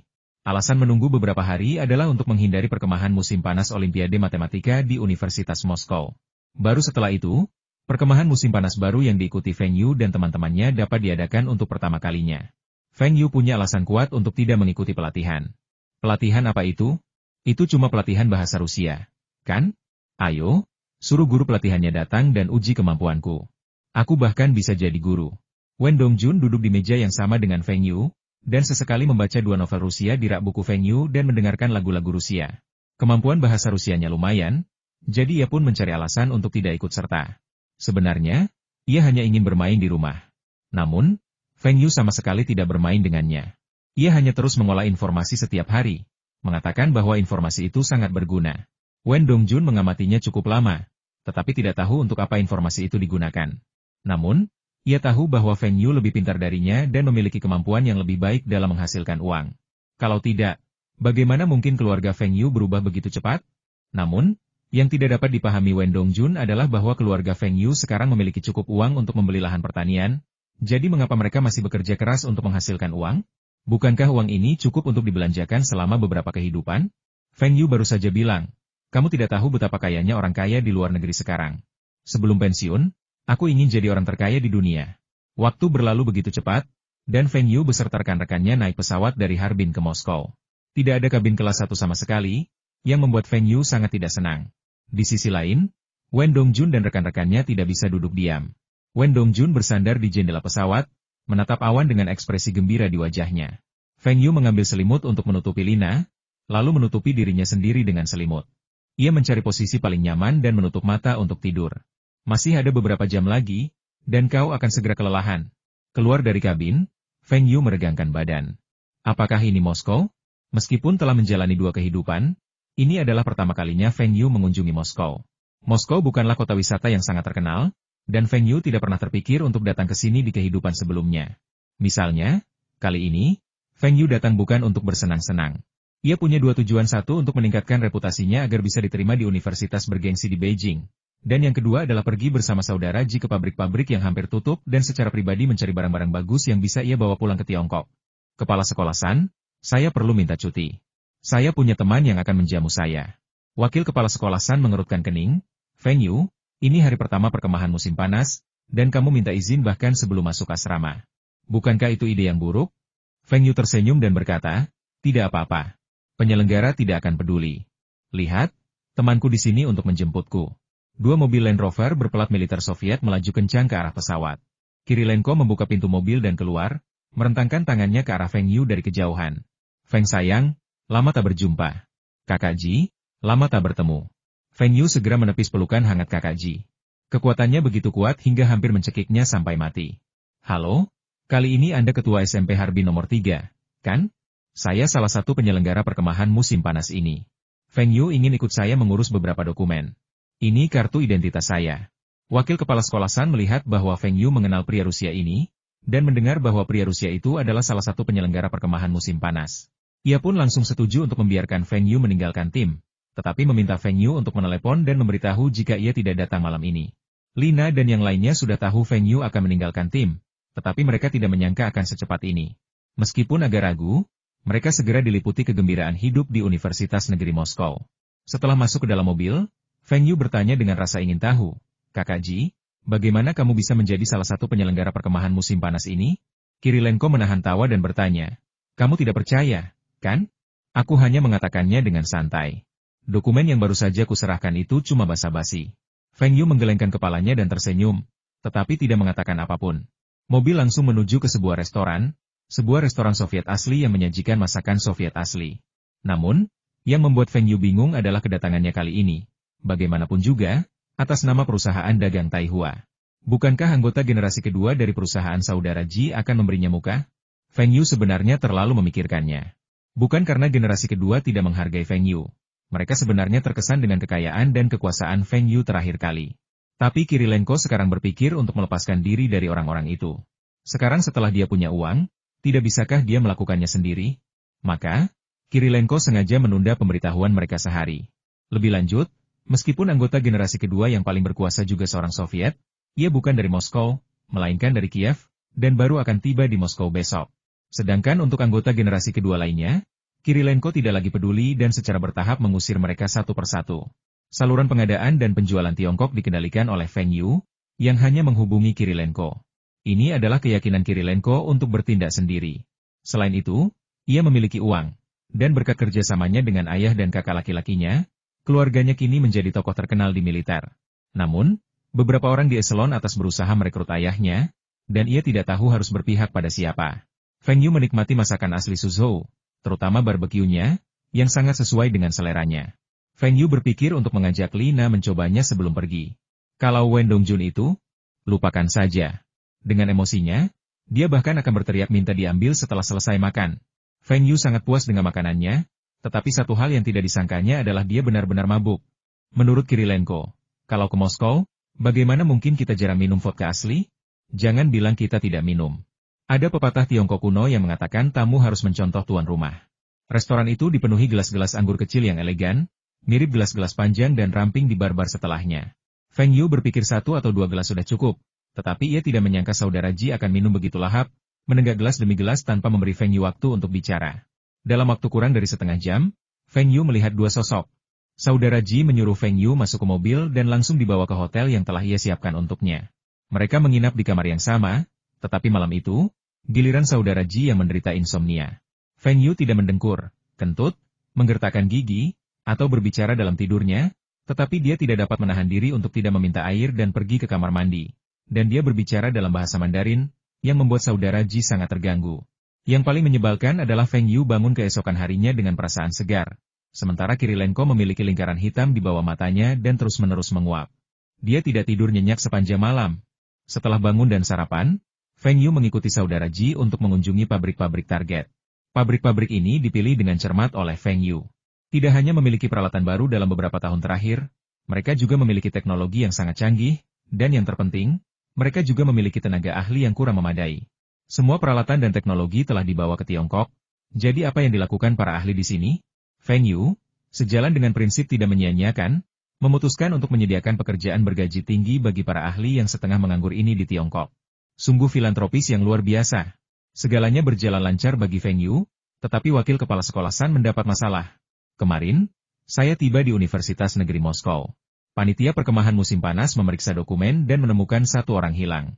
Wakil Presiden San mengatakan salah satu rekan panitia membawanya pergi untuk memeriksa beberapa dokumen. Staf penyelenggara agak bingung. Rekan penyelenggara?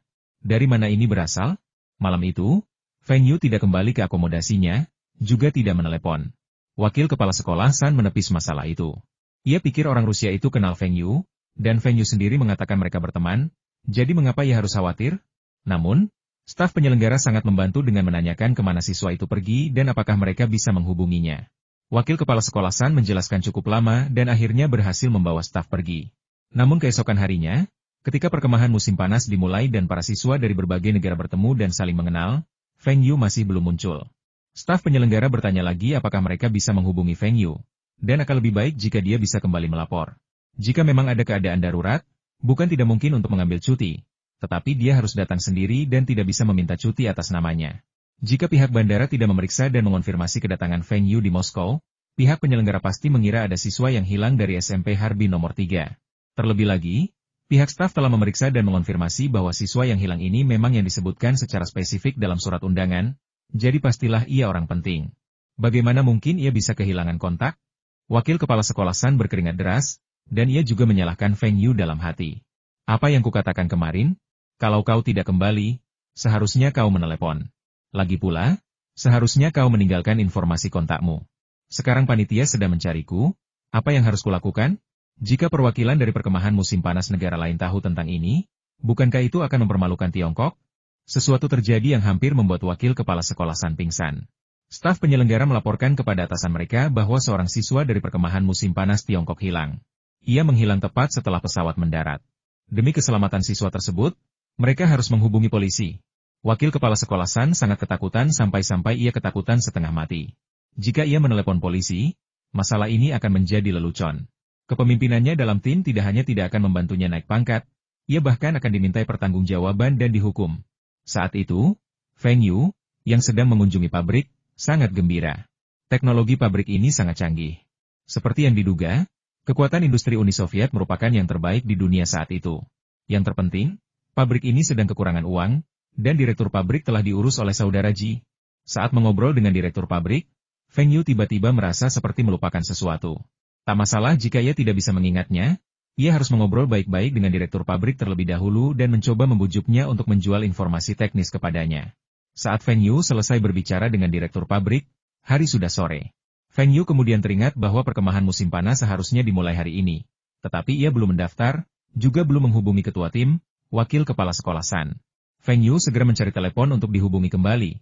Tetapi yang menjawab hanyalah seorang manajer asrama dari Universitas Moskow. Mencari kamerat San dari Huaxia? Maaf, mereka sedang keluar dan tidak bisa dihubungi. Feng Yu tercengang. Ia hanya tahu nomor telepon asrama dan jadwal perkemahan musim panas. Ia tidak tahu informasi kontak lainnya. Sial, mengapa telepon seluler belum populer? Feng, ada apa? Kamu kelihatan agak kesal. Bukankah Direktur Mosgov sudah setuju untuk menjual lini produksi pendingin itu kepada kita? Menurutmu harganya terlalu mahal? Saudara Ji mencondongkan tubuh ke arah Feng Yu, wajahnya tampak bingung. Harganya tidak mahal. Kemampuan negosiasi Feng Yu bahkan lebih baik daripada dia. Jika dia yang bernegosiasi, harganya mungkin lebih tinggi lagi. Tidak, aku sangat puas dengan ini. Komisi 30% yang kujanjikan padamu jelas tidak kurang. Hanya saja aku datang ke Moskow kali ini dengan kedok perkemahan musim panas, dan aku minum terlalu banyak kemarin sehingga tidak pulang. Aku juga tidak menghubungi pimpinanku untuk memberitahunya, jadi ini mungkin agak merepotkan. Feng Yu datang kali ini, meminta untuk bernegosiasi harga secara langsung, tetapi ia akan membayar komisi sebesar 30% kepada saudara Ji. Feng Yu menghitung bahwa markup saudara Ji untuk peralatan yang ia jual kepadanya seharusnya antara 40 dan 50%, jadi ia tetap mendapatkan penawaran yang lebih baik. Namun, karena volume pembeliannya relatif besar, dan Feng Yu menyebutkan adanya pesanan pembelian lanjutan, saudara Ji pun menyatakan kesediaannya untuk menerimanya. Ia tidak perlu melakukan apapun, bahkan tidak perlu menandatangani kali ini.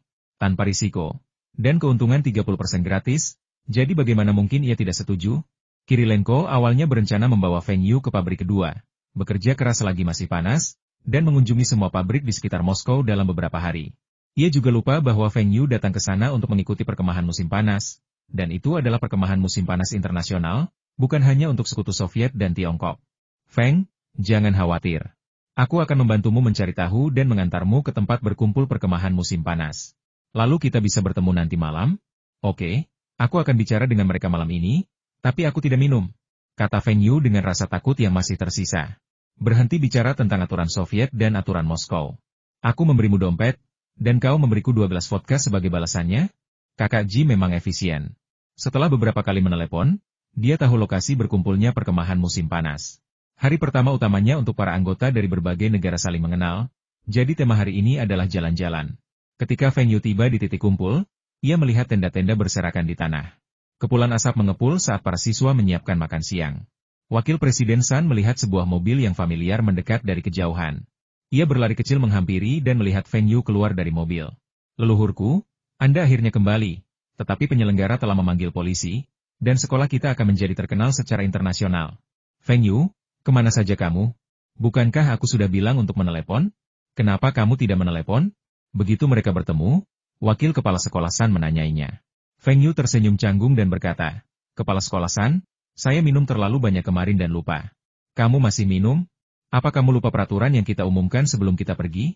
Siswa dilarang minum. Penyelenggara sudah menelepon polisi karena kamu hilang. Menurutmu, apa yang harus kita lakukan? Apa? Aku ketinggalan? Feng Yu juga menyadari bahwa masalahnya agak serius. Jika masalah ini dibawa ke tingkat yang lebih tinggi, Feng Yu tidak hanya tidak akan diterima di perkemahan musim panas ini, tetapi juga mungkin akan tercatat dalam berkasnya siswa ini tidak memiliki rasa keteraturan dan disiplin, tidak memahami persatuan, dan merupakan aib bagi martabat bangsa. Feng Yu segera meraih kakak Ji dan berkata, ini semua salahmu karena membuatku mabuk tadi malam. Kau harus membantuku menyelesaikan ini.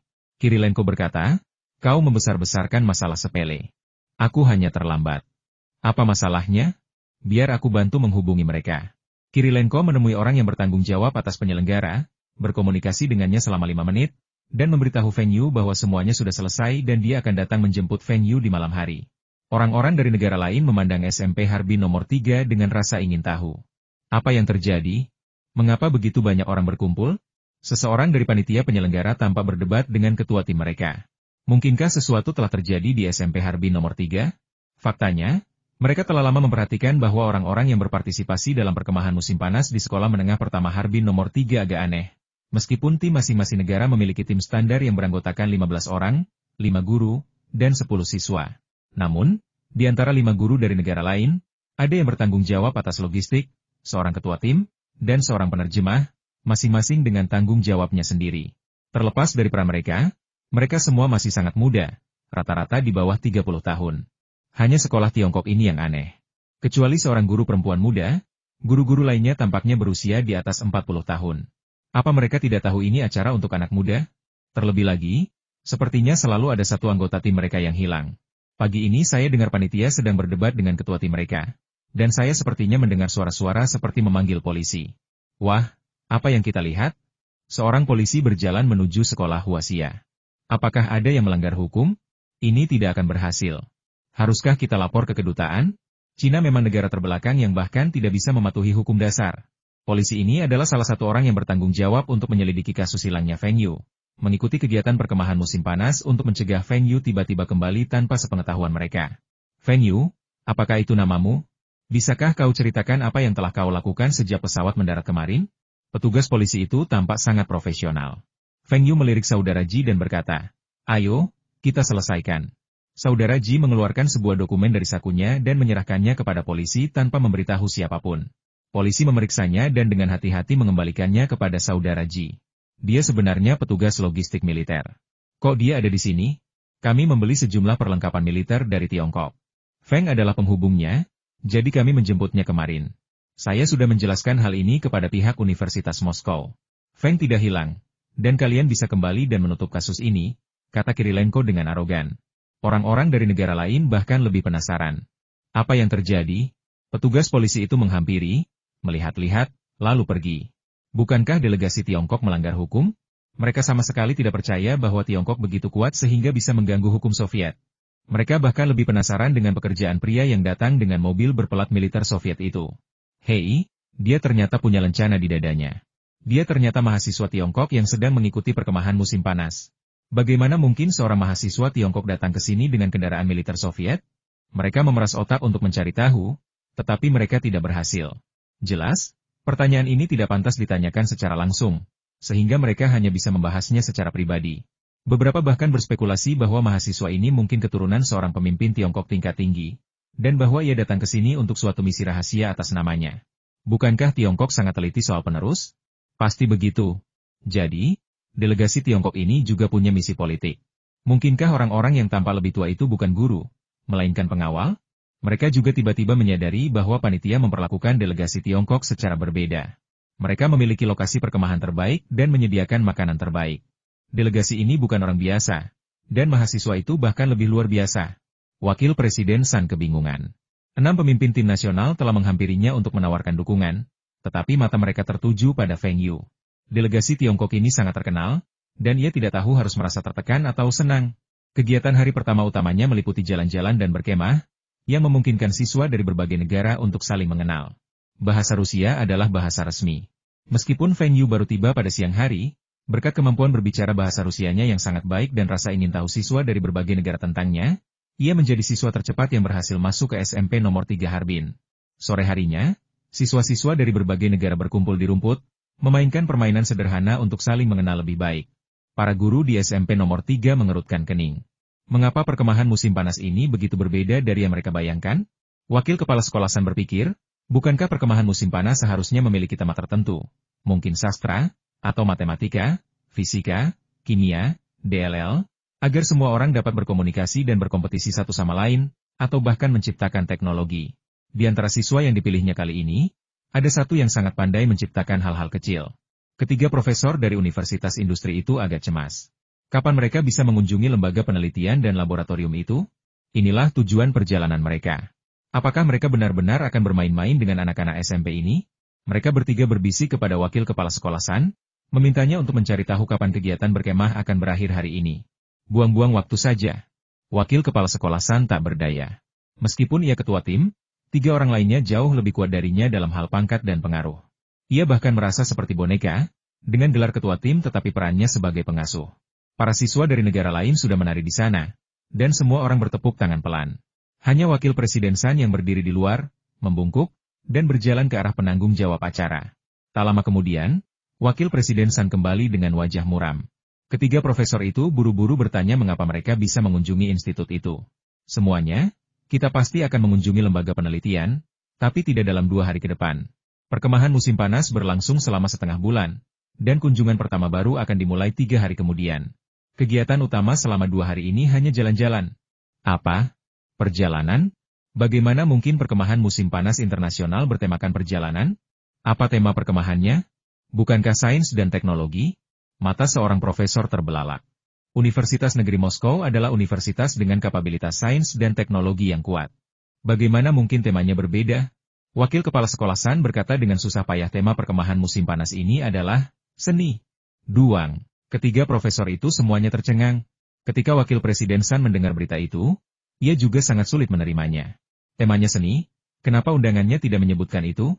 Lagi pula, Universitas Negeri Moskow tidak dikenal dengan seninya. Terlebih lagi, jika ini adalah perkemahan musim panas seni, Anda harus mencantumkannya di surat undangan. Kita perlu memilih siswa yang sesuai. Saya belum mendengar ada siswa seni terbaik di antara siswa yang datang kali ini. Sudah berakhir, sudah berakhir. Ini bisa menjadi Waterloo dalam karir politiknya. Feng Yu baru saja tiba ketika ia menghilang, dan para penyelenggara telah memanggil polisi. Feng Yu akhirnya berhasil menyelesaikan situasi, tetapi hal itu juga menarik perhatian delegasi nasional lainnya. Ia merasa seolah-olah sekolah tersebut telah mencemarkan nama baik Tiongkok. Kejadian ini akhirnya berakhir, dan sekarang saya tahu tema perkemahan musim panas ini adalah seni. Lihatlah para siswa dari berbagai negara, ada yang bernyanyi, ada yang menari, dan ada yang melukis dengan cat minyak. Di SMP nomor 3, beberapa siswa menggantungkan kamera di leher mereka. Apakah mereka memamerkan foto-foto mereka kepada yang lain? Sekalipun itu bisa diterima, sudah terlambat untuk mengembangkannya. Panitia baru saja bilang kalau penampilan akan dirotasi sekarang, dan sebentar lagi giliran SMP nomor 3. Siapa yang harus kita pilih? Wakil kepala sekolah San mengamati wajah para siswa dan tiba-tiba menatap Feng Yu. Dialah alasan mengapa SMP ketiga diundang ke perkemahan musim panas ini. Anak ini pasti tahu tema perkemahan. Lagi pula, dia sengaja tidak menghadiri pelatihan. Mungkinkah dia sudah menyiapkan program di rumah, berharap bisa membuat heboh? Ya, memang harus begitu. Kalau tidak, kenapa dia juga meminta cuti untuk Wen Dongjun? Apakah dia akan mempermalukan SMP nomor 3 dan mempermalukan Tiongkok hari ini tergantung pada Feng Yu. Feng Yu sedang asyik berdansa ketika seseorang tiba-tiba menepuk bahunya. Ia berbalik dan melihat wajah besar wakil kepala sekolah San di samping bahunya. Kepala sekolah San, ada apa? Wakil kepala sekolah San menunjukkan senyum yang menurutnya paling ramah. Feng Yu, tema perkemahan musim panas ini adalah seni. Kenapa tidak disebutkan di undangan kita? Lagi pula, itu tidak penting. Kita tidak tahu, tapi kamu pasti tahu, kan? Kamu dan Wen Dongjun tidak mengikuti pelatihan yang diselenggarakan sekolah. Kamu pasti sedang mempersiapkan programmu di rumah, kan? Menatap mata wakil kepala sekolah San Changi, Feng Yu menciutkan lehernya dan berkata, Kepala sekolah San, jika aku bilang aku tidak tahu, apakah kau akan mempercayaiku? Mata wakil kepala sekolah San terbelalak. Apa yang kau bicarakan? Kau tidak tahu apa-apa? Bukankah karena koneksi keluargamu kita bisa masuk ke perkemahan musim panas ini? Jangan coba-coba mencari alasan. Cepat persiapkan penampilanmu. Menyanyi dan menari boleh, begitu juga menulis dan menggambar. Jangan mengecewakanku. Setelah selesai, aku akan memberimu penghargaan 3 siswa berprestasi tingkat sekolah. Feng Yu tercengang. Ia benar-benar tidak tahu tema perkemahan musim panas itu. Ia ingin mengatakan bahwa ia datang hanya untuk menyepuh reputasinya. Saudara Ji, kau benar-benar tidak bisa diandalkan. Bahkan jika kau mendapat undangan ini karena menyerobot antrean, kau seharusnya menjelaskan tema acaranya dengan jelas. Dan bagaimana dengan seni? Apa persamaan antara seni Tiongkok dan Eropa Timur? Tiba-tiba, Feng Yu melihat seorang siswa membawa gitar. Ia merasakan atmosfer di sekitarnya, dan sebuah lagu tiba-tiba muncul di benaknya. Lagu itu diadaptasi dari lagu rakyat Soviet, bercerita tentang Ukraina. Di kehidupan sebelumnya, versi Rusia lagu itu telah beredar di internet, dan Feng Yu telah berlatih selama beberapa waktu.